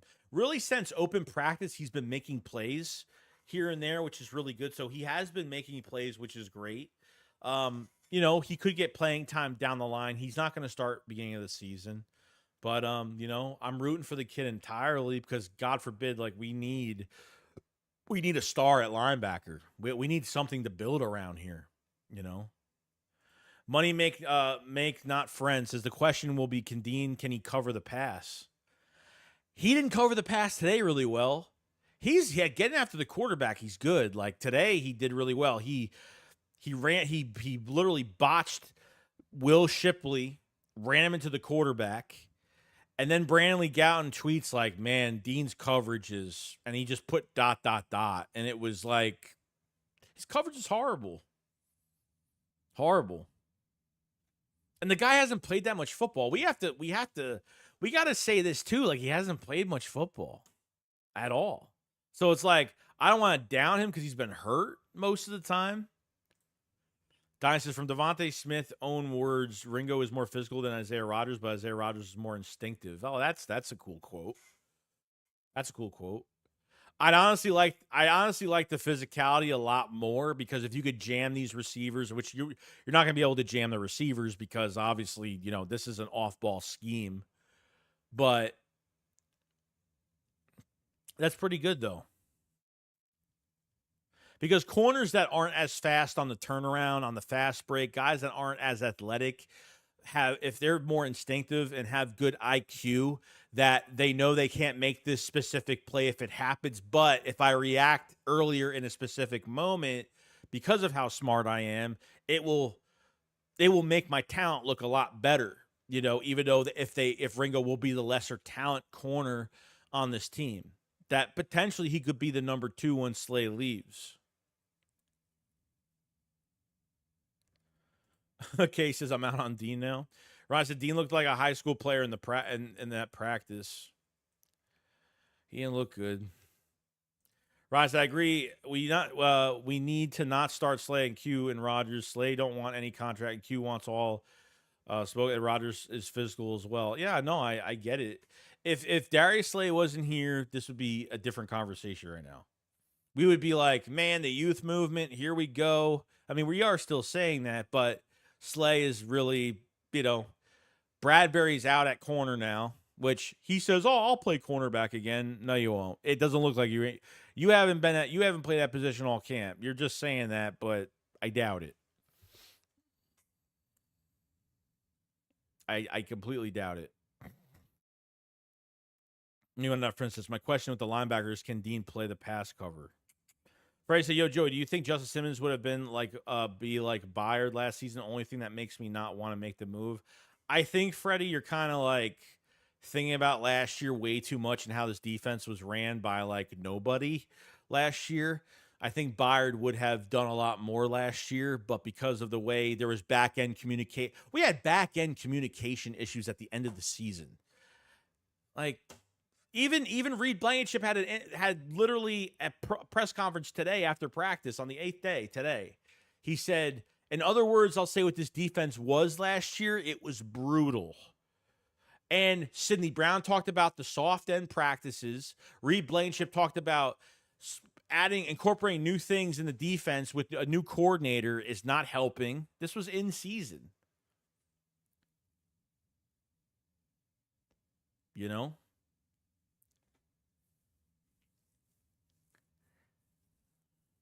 Yeah, Tyler Hall's another guy. He's been mentioned a few times here and there, but he's another hybrid player that the Eagles have.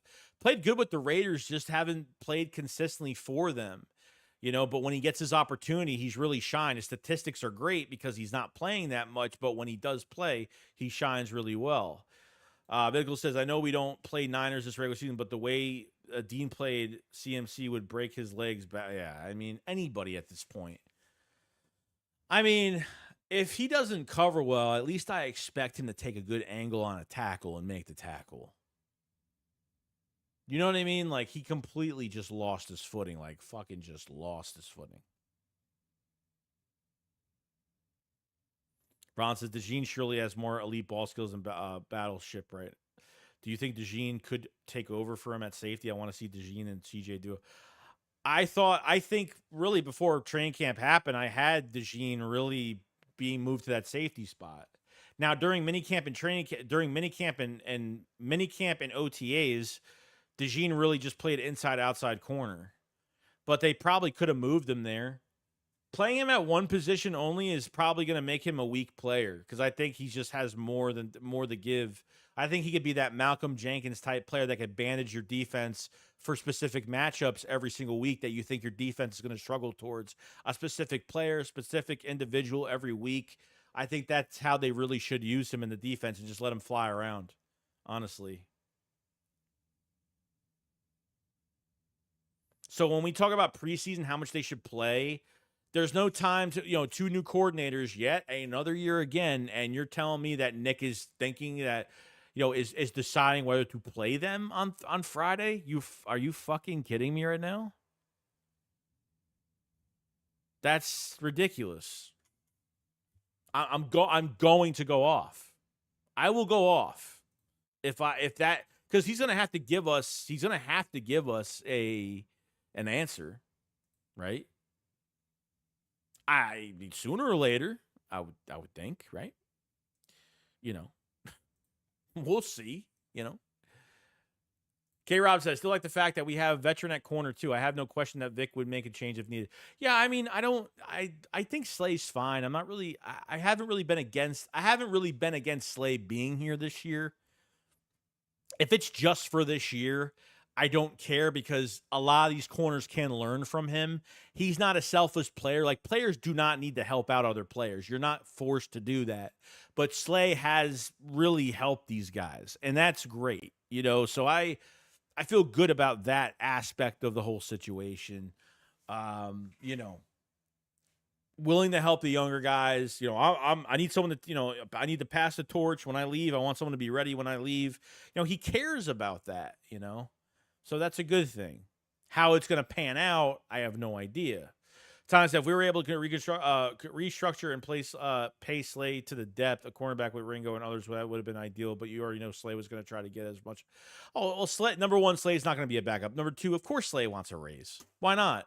I'm going to complain during the season how I'm going to tackle, but I want more money. The Eagles, Dom called you to come back to the Eagles when you were about to go to the Ravens. Did you see Slay's wife on fucking Twitter at the time? When he was going to the Ravens, she must have been like fucking like, she loves Philadelphia. She was on Twitter so upset because I think they must have had an argument or something over it, because why wouldn't she keep that private? So there must have been like a little fight going on in paradise. Like, you're going to the Ravens? What? Why? And she was very vocal about it on Twitter. And she like told everybody like, I can't believe this is going to happen. This is horrible. Like, she was just like not even supportive of it. It's crazy. It's crazy. Ronnie Hunter says DeJean is better than Blankenship. Q is better than Slay. That's all I'm going to say. Hey, look, like DeJean's got to hit the field. You know what I mean? He's got a lot to catch up on. So I'm hoping to God that Dean is going to be back. Sorry, I'm hoping to God that DeJean is going to be back by August 11th, which is the Sunday after this week. I'm hoping. Carlin says, what games are you going to this season? I'm actually not even sure yet. I still haven't figured it out yet. I've been in talks. I've been in contact with the people I get my tickets from. I haven't made a decision yet, but probably will within the next few weeks, obviously. Phrase today, Joey, what team do you think will give us the most trouble in the NFC? I think the Giants will surprise us. Oh, stop. You're not serious, right? You're not serious. You're not serious.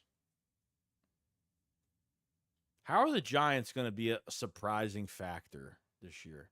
I think their defense will be good, but I think they have a really good wide receiver in Neighbors, like a lot. I think between him, Hyatt, like I like some of their guys that they have. They got an offensive lineman already out right now. Like, their offensive line hopefully will be better than last year, but they might be down a couple guys for a while. But yeah, we didn't draft a tight end. So since we didn't draft a tight end, it will be more of a next year thing. Now, Blankenship is smart. I question some of his coverage a little bit at times when it comes to being like in the box contact. I think he's great. But overall, he's been a pretty under-the-radar type player for us. No doubt, he has been. I give him his flowers. I give him his props. So. Aaron said Washington is better than the Giants. Really, really, dude. I mean, Washington has had a good roster for the past few seasons. They've had a good roster for a while. They just... offensively, they can put points on the board, but they just had no quarterback. They've been literally a mess at cornerback, and if Jaden Daniels plays well, you know what I mean? They're going to get better sooner or later. I think they're going to get their shit together. They find a quarterback, you never know, man. So... Joe says the Giants are forcing Danny Dimes to beat Eli Manning. Yeah, well, it's not going to happen. $40 million you giving this guy. And he's already been through the worst. He's been through back issues, neck issues, ACL. He's been through it all already. So I'm excited about this week, Carlin Robinson, okay, I'm going to go to the Eagles or Steelers game with my friend. She's a Steelers fan, which I should call it a date, but should be hey, it's a date, dude. You do what you need to do, man. You do what you need to do for that day. Traveling from Buffalo, damn. All right. A little alone time, little car drive, maybe a hotel. Hell yeah. Good for you, man. I hope it works out well. If you want it to work out, be supportive of her team. As much as you don't want to, just be a little supportive. That's all. You want that date to work out perfectly. If the backup was better than their actual QB, yeah, that's true. I love how these like what the hell is that guy's name? That Italian dude? He was famous for like a few weeks. He was making money. You know, everybody was riding the wave of what was his name? Not Danucci. What the fuck's his name? What was the guy's name again?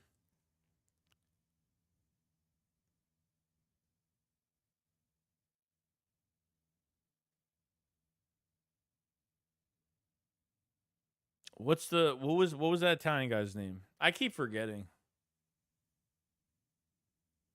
I forgot. I don't know.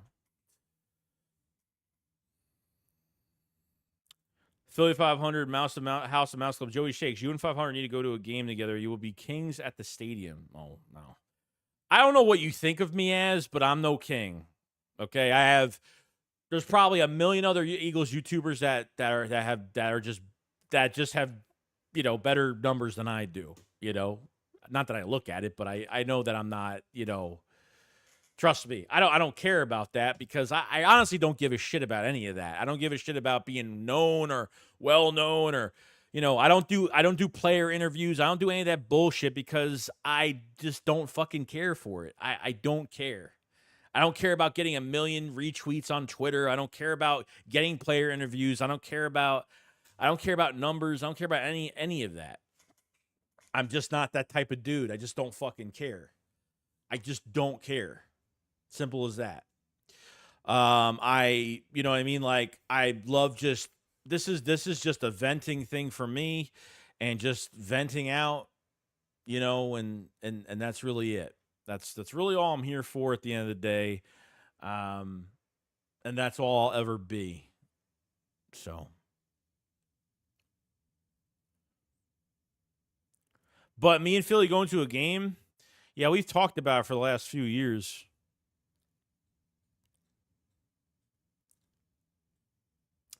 Danny DeVito or some shit like that. Yeah, it was Danny DeVito. That guy was famous for a few weeks, made his money. James says, hell yeah, Joey invited to the barbecue. Shit, invite me. I love barbecues. Best. James said, nah, we like you, Joey. You invited to the barbecue. Carl AJ Soprano. You fucking yes, sir. And yes, we are staying at a hotel, going home the next day, 6-hour ride. I have no issues with Steelers, never have. Hey, well, you know what? It's a PA team, so it's not that bad. At least it's not a Cowboys fan. So I mean, you're there. Ryan says you could be less biased that way. I'm never biased about shit. I might have passion about things, but I'm not biased. Leon says, Joey, the realest dude out here. I try to be.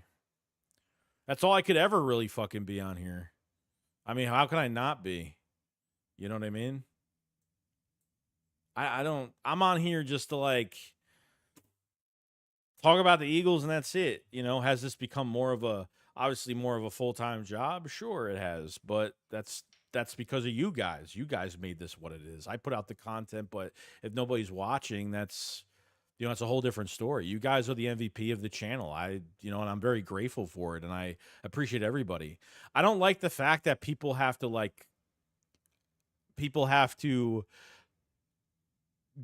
every content creator brings different, something different to the table. You know what I mean?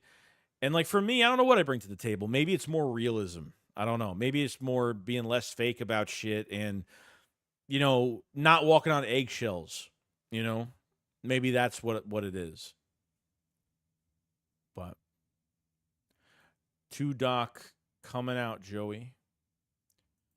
Texans versus Ravens AFC title game. And the NFC, I got Eagles versus Lions in the title game. Interesting.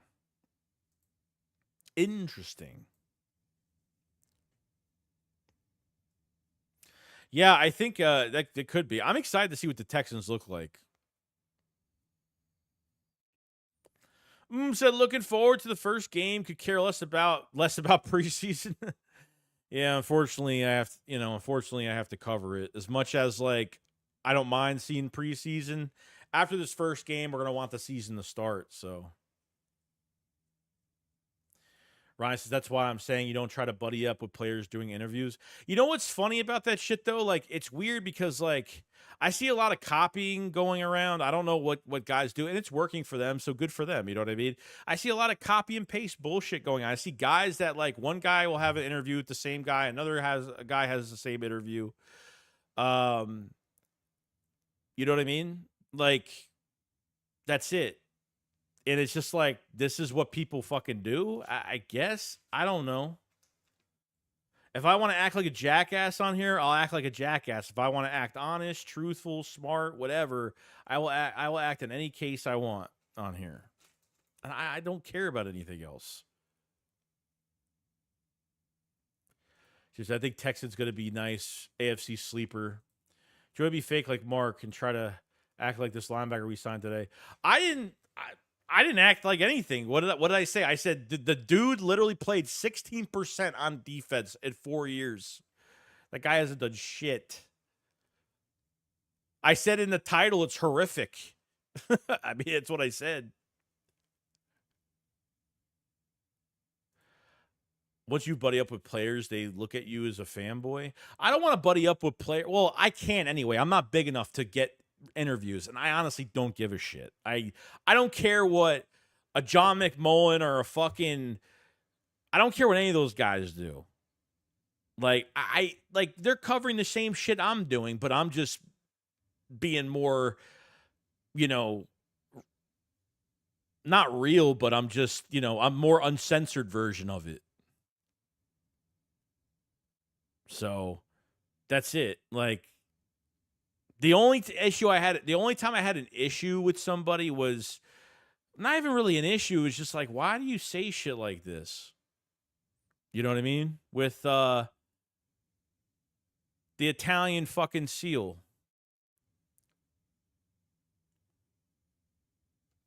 From WIP. You know?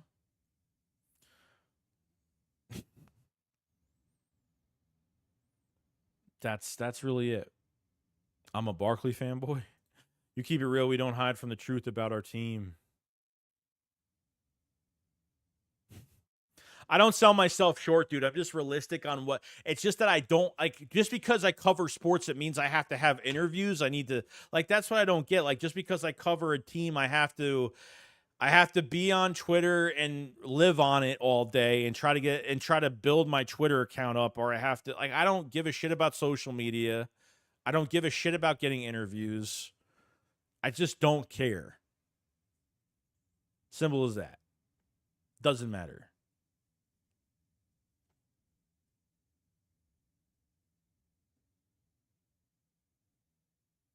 Ryan said, I saw that too. You're awesome, man. Love you in 500. Appreciate it, man.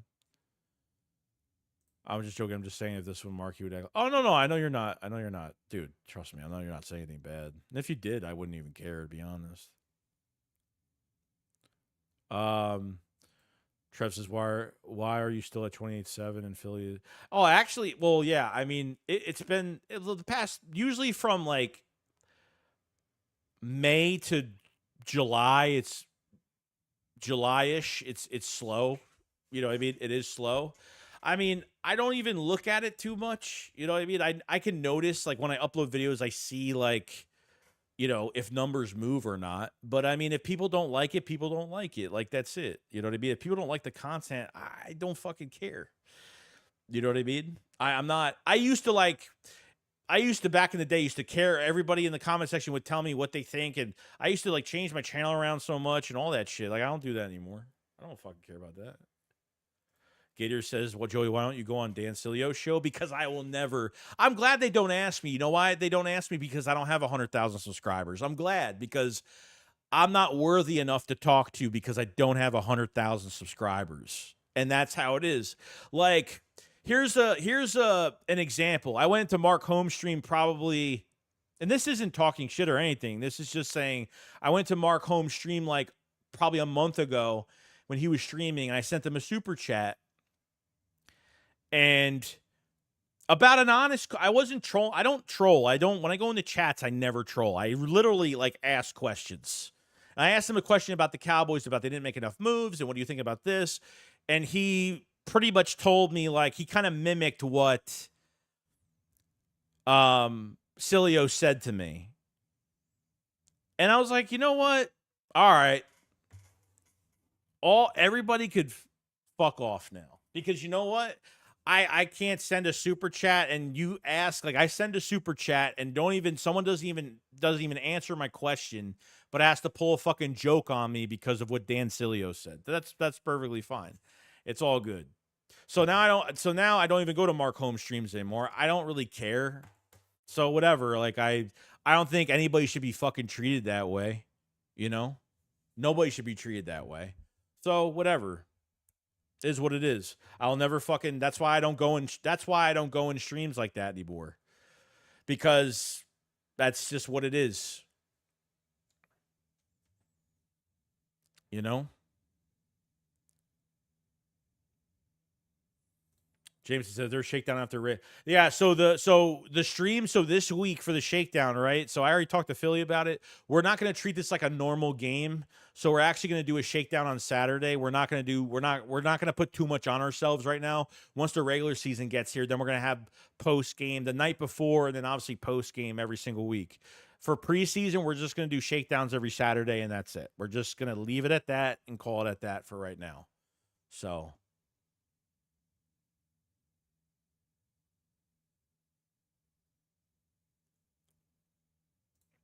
You can list the people got to do what you feel is the best. If you list the people, you're going to have a bunch of people saying all time.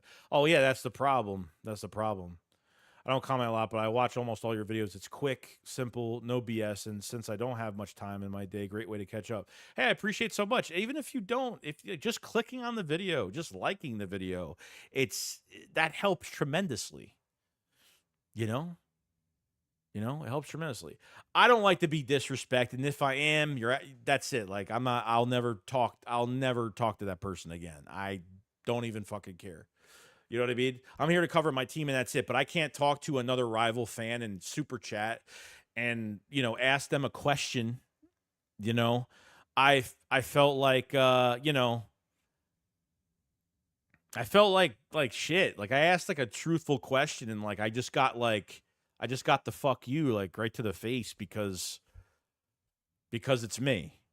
I thought that was bullshit. So that's what it is. That's why I don't work with a lot of people, because that's the reason why.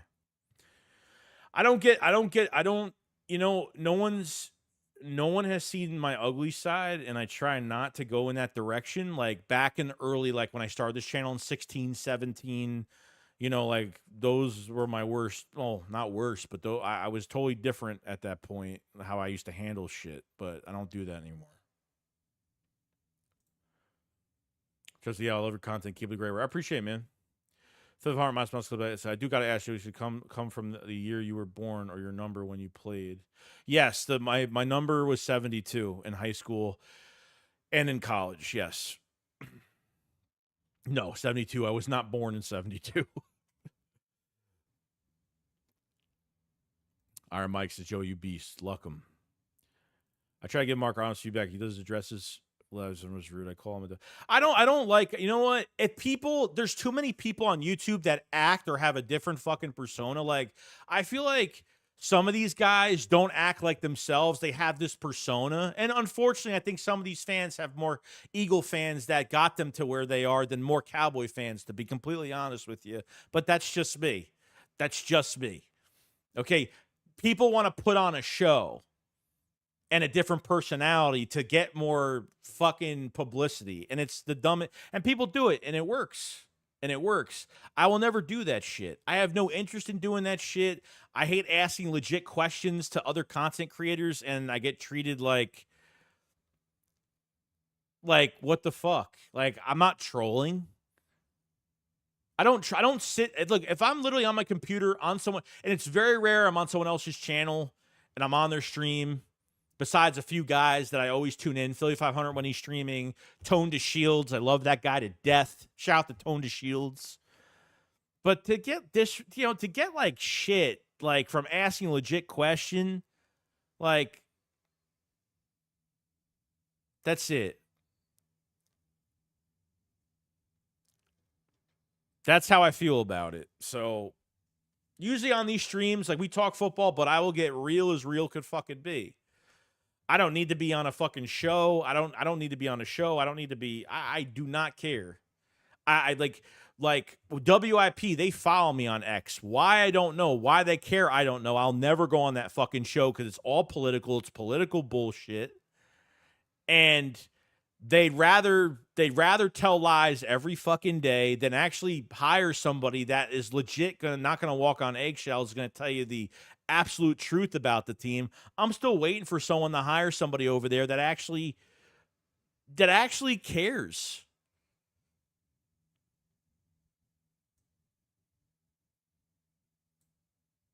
You know what I mean? It's just, what the fuck is this? Like, this is what the internet is. Unfortunately, this is what it is.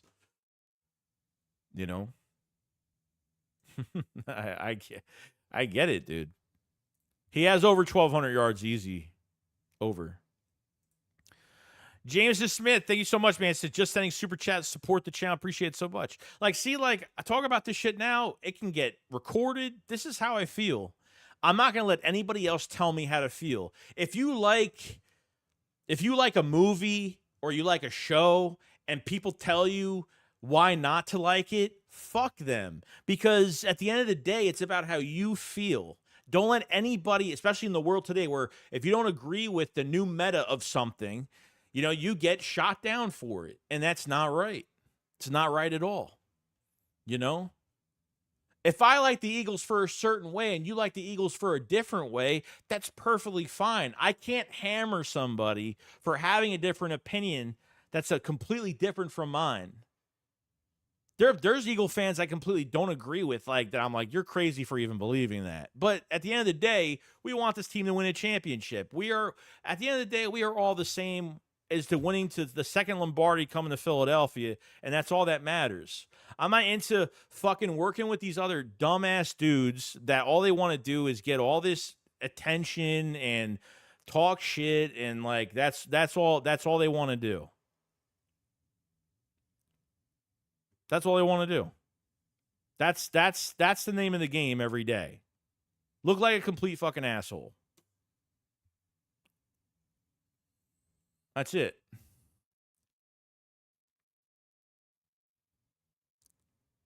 Appreciate the super chat, Jameson, so much, man. Money making on friends. I wish we could have kept Hassan. I don't know. It ain't looking too good in New York. I don't know how you. I've never seen a team trade for a player and literally don't have the pen and paper ready.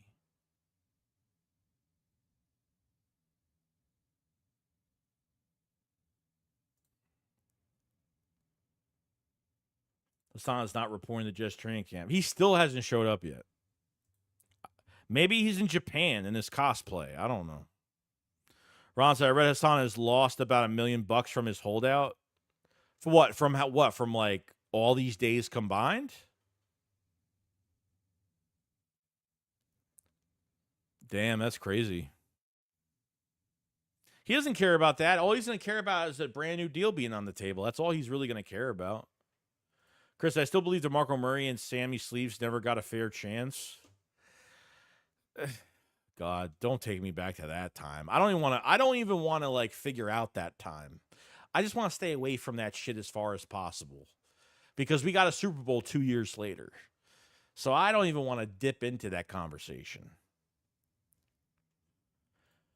I'm confused on why the over-under is so low for Barkley for yards. Maybe you think you'll get an injury for they will not use him like they did last year. Yeah, so my buddy, so really my sponsorship guy at BetUS or at Hog Media sent me that graphic of Saquon, and when I looked at it, I was like, dude, you're going over on this. I mean, it was really low. Like, that's just really low statistic-wise. Like, you're going to take the over on, 1,200 yards, so like 14, what was it, 13 how many touchdowns was it on the graphic?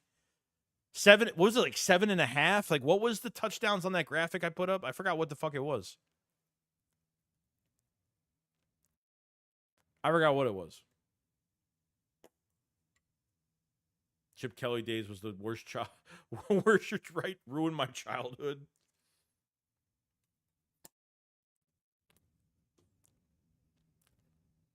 Chris says Chip Kelly days was rude. Yeah, it was bad. Leon says Hassan is being cosplayer in Japan.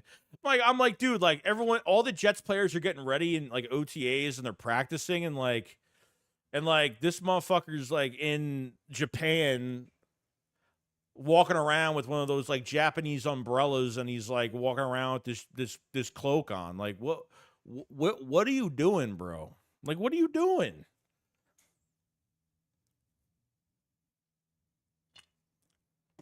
I thought it was a joke. I thought it was like maybe an old picture, but nah, he's literally in Japan. I mean, he's not cosplaying. That's what they wear, I guess. So 7. Yeah, dude, like, come on, over 7 touchdowns. Come on. The graphic was 1,200 yards, 7 touchdowns. You taking the over or under? I was like, what? If that man has under 7 touchdowns, there's a problem. He not worth $25 million, especially since the old kit cover. Well, no, but he's going. Well, it has nothing to do with that. It has nothing to do with that. Like he's in a more aggressive scheme, so the $25 million is fine. But I think he deserves more money. I'm not against him not getting it. It's just that like he's literally not meeting in the middle. Like he's like $25 million and don't bother me. I'll be eating fucking wonton soup. I'll be eating wonton soup in Japan. Call me while I'm eating my wonton soup, my chopsticks. I'll be ready. Give me the call. Send a fucking owl or a bird with a, Harry Potter style over there. And send me that shit when it's ready. Trev says 12-5 because of injuries that could happen. Kieran says, I'm sorry, but I'm glad Hassan is a Jet. Honestly, I think what happened was, from what it sounds like, is that Reddick kept on his number, didn't move from his number, and Howie Roseman said, well, by the rate this is going, if he's going to hold out regardless, I'm not going to keep him around for that. Like, why fully slowly rip off this Band-Aid and try to make him happy? No thanks.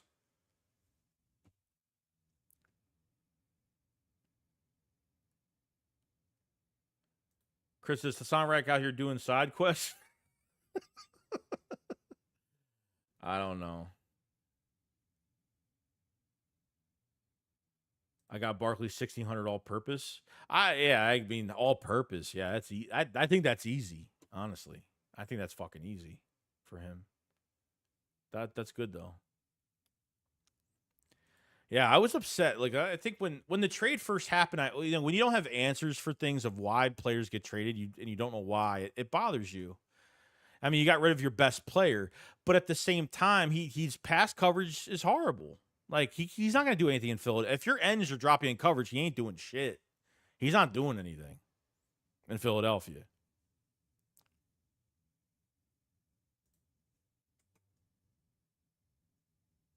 Philly Duncan says, do you think Huff will produce Hassan type of numbers? At first, probably not. I think, and this is my opinion, I think Bryce Huff will have a 10-sack season this year. And you got to watch the tape. He's a beast, but he was in a heavy rotation. He was a third down edge rusher last year for the Jets. Heavy rotation. So his motor has got to be better. And obviously, if he can get 10 sacks on a heavy rotation as a third down edge rusher, you're hoping that he's going to get those bigger numbers. I'm not trying to have him have the same statistic. I mean, I think he'll play better than Reddick in the future. At $17 million, it's going to look fantastic. It's going to look fantastic. So, but I think with Bryce Huff, you're going to get production. You need production in both phases when it comes to pass coverage and going after the quarterback. The problem I have right now is that Hassan Reddick is a very streaky player. So Reddick 1 month he'll get you 6 sacks, another month he'll get you 0 sacks. Like he disappears and then he shows up, and he disappears and then he shows up. That's his numbers are good, but as a consistency month-to-month basis, he's not really that good. So I think he deserves more money than $14 million for this year. But if the Eagles offered him 17, he didn't take it. So they said, nope, not happening. You know what I mean? They got more of a scheme fit with Jalix Hunt. They got more of a scheme fit with Bryce Huff. And the promise that he's going to be a good balance come this season. If you watch Bryce Huff and his pass rush, it's fucking insane. That man is strong. That guy, Jesus. Did you see what, even the two hits he had on Jalen Hurts? Like, he fucking, I understand we didn't have Lane Johnson. I don't think we had Lane Johnson for that game. I think Jack Driscoll was in that game. But look at his pressures he had. If you see, like, go to YouTube and just type in his highlights or go to, like, watch all his snap counts on YouTube. It's fucking insane that he pushes people around. It's insane. So I don't care about the statistics. I need a player that's going to be good for, unfortunately, because I don't like the scheme that much, but it's got to be good in these pass coverage situations as well. I don't even understand why he would agree to a deal unless he knew they was going to sign him for the amount he wanted in time. I have no idea. I mean, he went to the Jets facility. Usually when you go to the facility, you sign your contract, right? Like every player that goes through Philadelphia after they're drafted or a few days after free agency when they're fucking signing with the Eagles, right? Like you go to the Novacare complex, you sign your contract, you walk around the complex, and you have your post-press conference to sign your contract. So you're telling me didn't talk to the head coach, met all the players, and just left?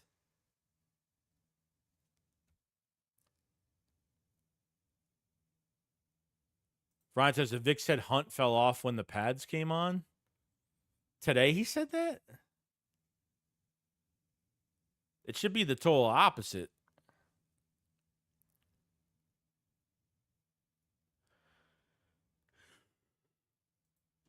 Joe says, I'm ready to get this season rolling. How you been? I've been good, man. Just chilling. Chris, I still think Howie makes a move for another pass rusher. He is waiting for the right moment.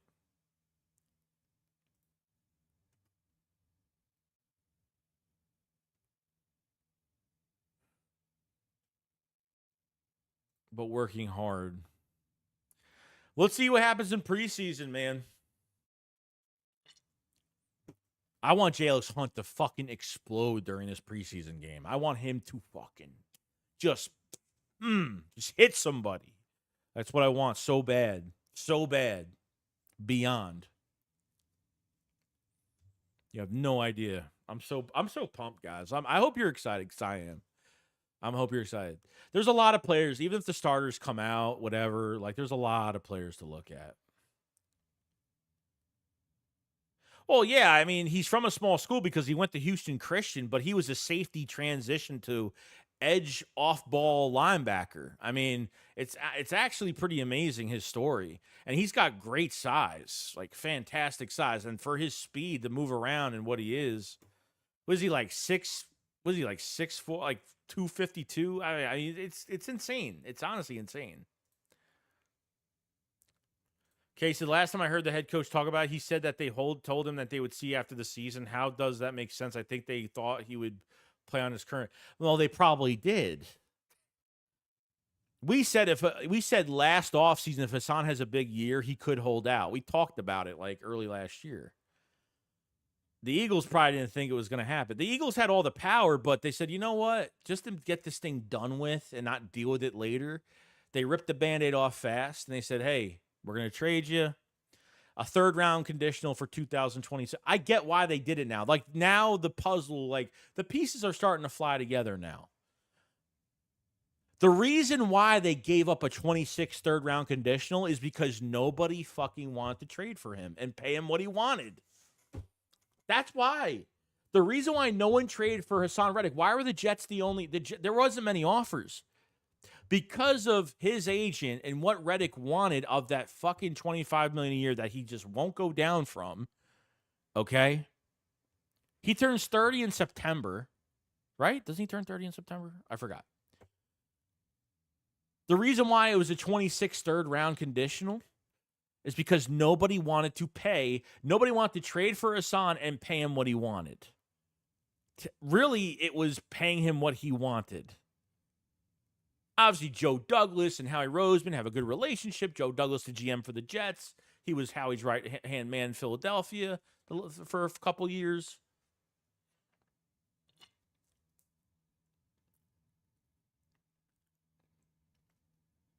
That's the reason why. So for the Eagles to get a second-round pick in 26, Hassan Reddick, I forgot the exact number. It's in the 60-something%. He has to play like 60-something% of the snaps. He needs to have 10-plus sacks. 10 sacks or more for the Eagles to get that second-round pick in 26. So that's where we're kind of at right now. Yeah, if he was years younger, yeah, 100%. Dude, that's what I'm saying. He's trying to get like a big payday before he retires in a few years. I mean, it looks like he's not even close to retirement by the way he's playing. But he's holding out like this long. I mean, that's just some selfish bullshit, dude. You won't even... I mean, if the Jets are promising you a contract, so-called, why aren't you showing up? Or do they completely change the terms of his deal when he got there? And then he was like, what the hell, man? Unless they made him a promise, that's a different story. And then he got pissed off. So now I'm holding out.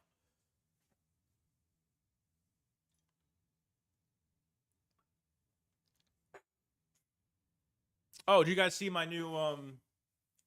I mean, I had to open him up to see if he worked. Because he's an animatronic. He does move around. But... that's my Art the Clown animatronic, by the way. I unplugged it because I don't know how to turn it off. And he moves and he makes these creepy sounds. And there's no way I'm going to keep that around. So, yeah.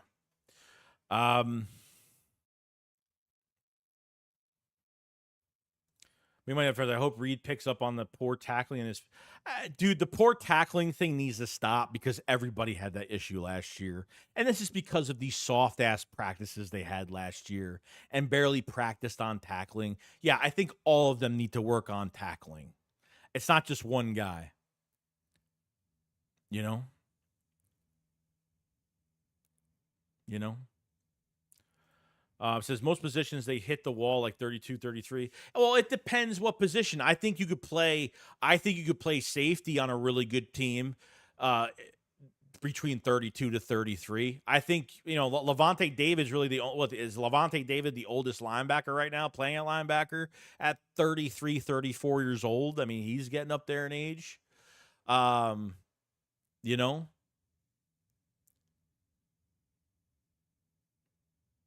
That movie scared me, bro. I love it, dude. I love it. It's one of my favorites. Ryan says, New York Aaron Rodgers, we know for making bad decisions. Leon says, oh, heck no, Joey. I don't trust that clown. Trevor says, what did you think of the Strangers movie? Wasn't great. It was a recreation of the first movie that I liked, but there's 2 more movies coming out, so you can't really... You have to collectively, when you see a trilogy, you have to base that one movie off of the whole trilogy than just one movie. It's not a standalone film. It's 3 movies together. So that one scene with the girl hanging in the chainsaw, oh yeah. That's the first Terrifier movie. You haven't even seen the second movie yet? Oh, man, you're missing out. There's a kill that tops that, by 1,000,000%. I think our center position will be fine. Yeah, I feel good. I feel good about Juergens. Juergens, I feel very good about. I'm not worried about Juergens that much, as everybody's kind of like, oh, I'm not worried about it. They signed that Nick Gates, too, which he's a bad... they signed Nick Gates, I think, because Tyler Steen was out. We'll see how that goes. We will know if the team legit within 4 weeks of that pass defense, not top 15 or better. We have a chance to get past one playoff win. Yeah, that's the only issue I have with the defense. Like last year with the Dolphins, they weren't ranked really good. They were in the 20s, I think. 21, 22, 23. against the pass. They weren't great. But I think athletically and what they have in this defense, they just got to put the pieces together, you know?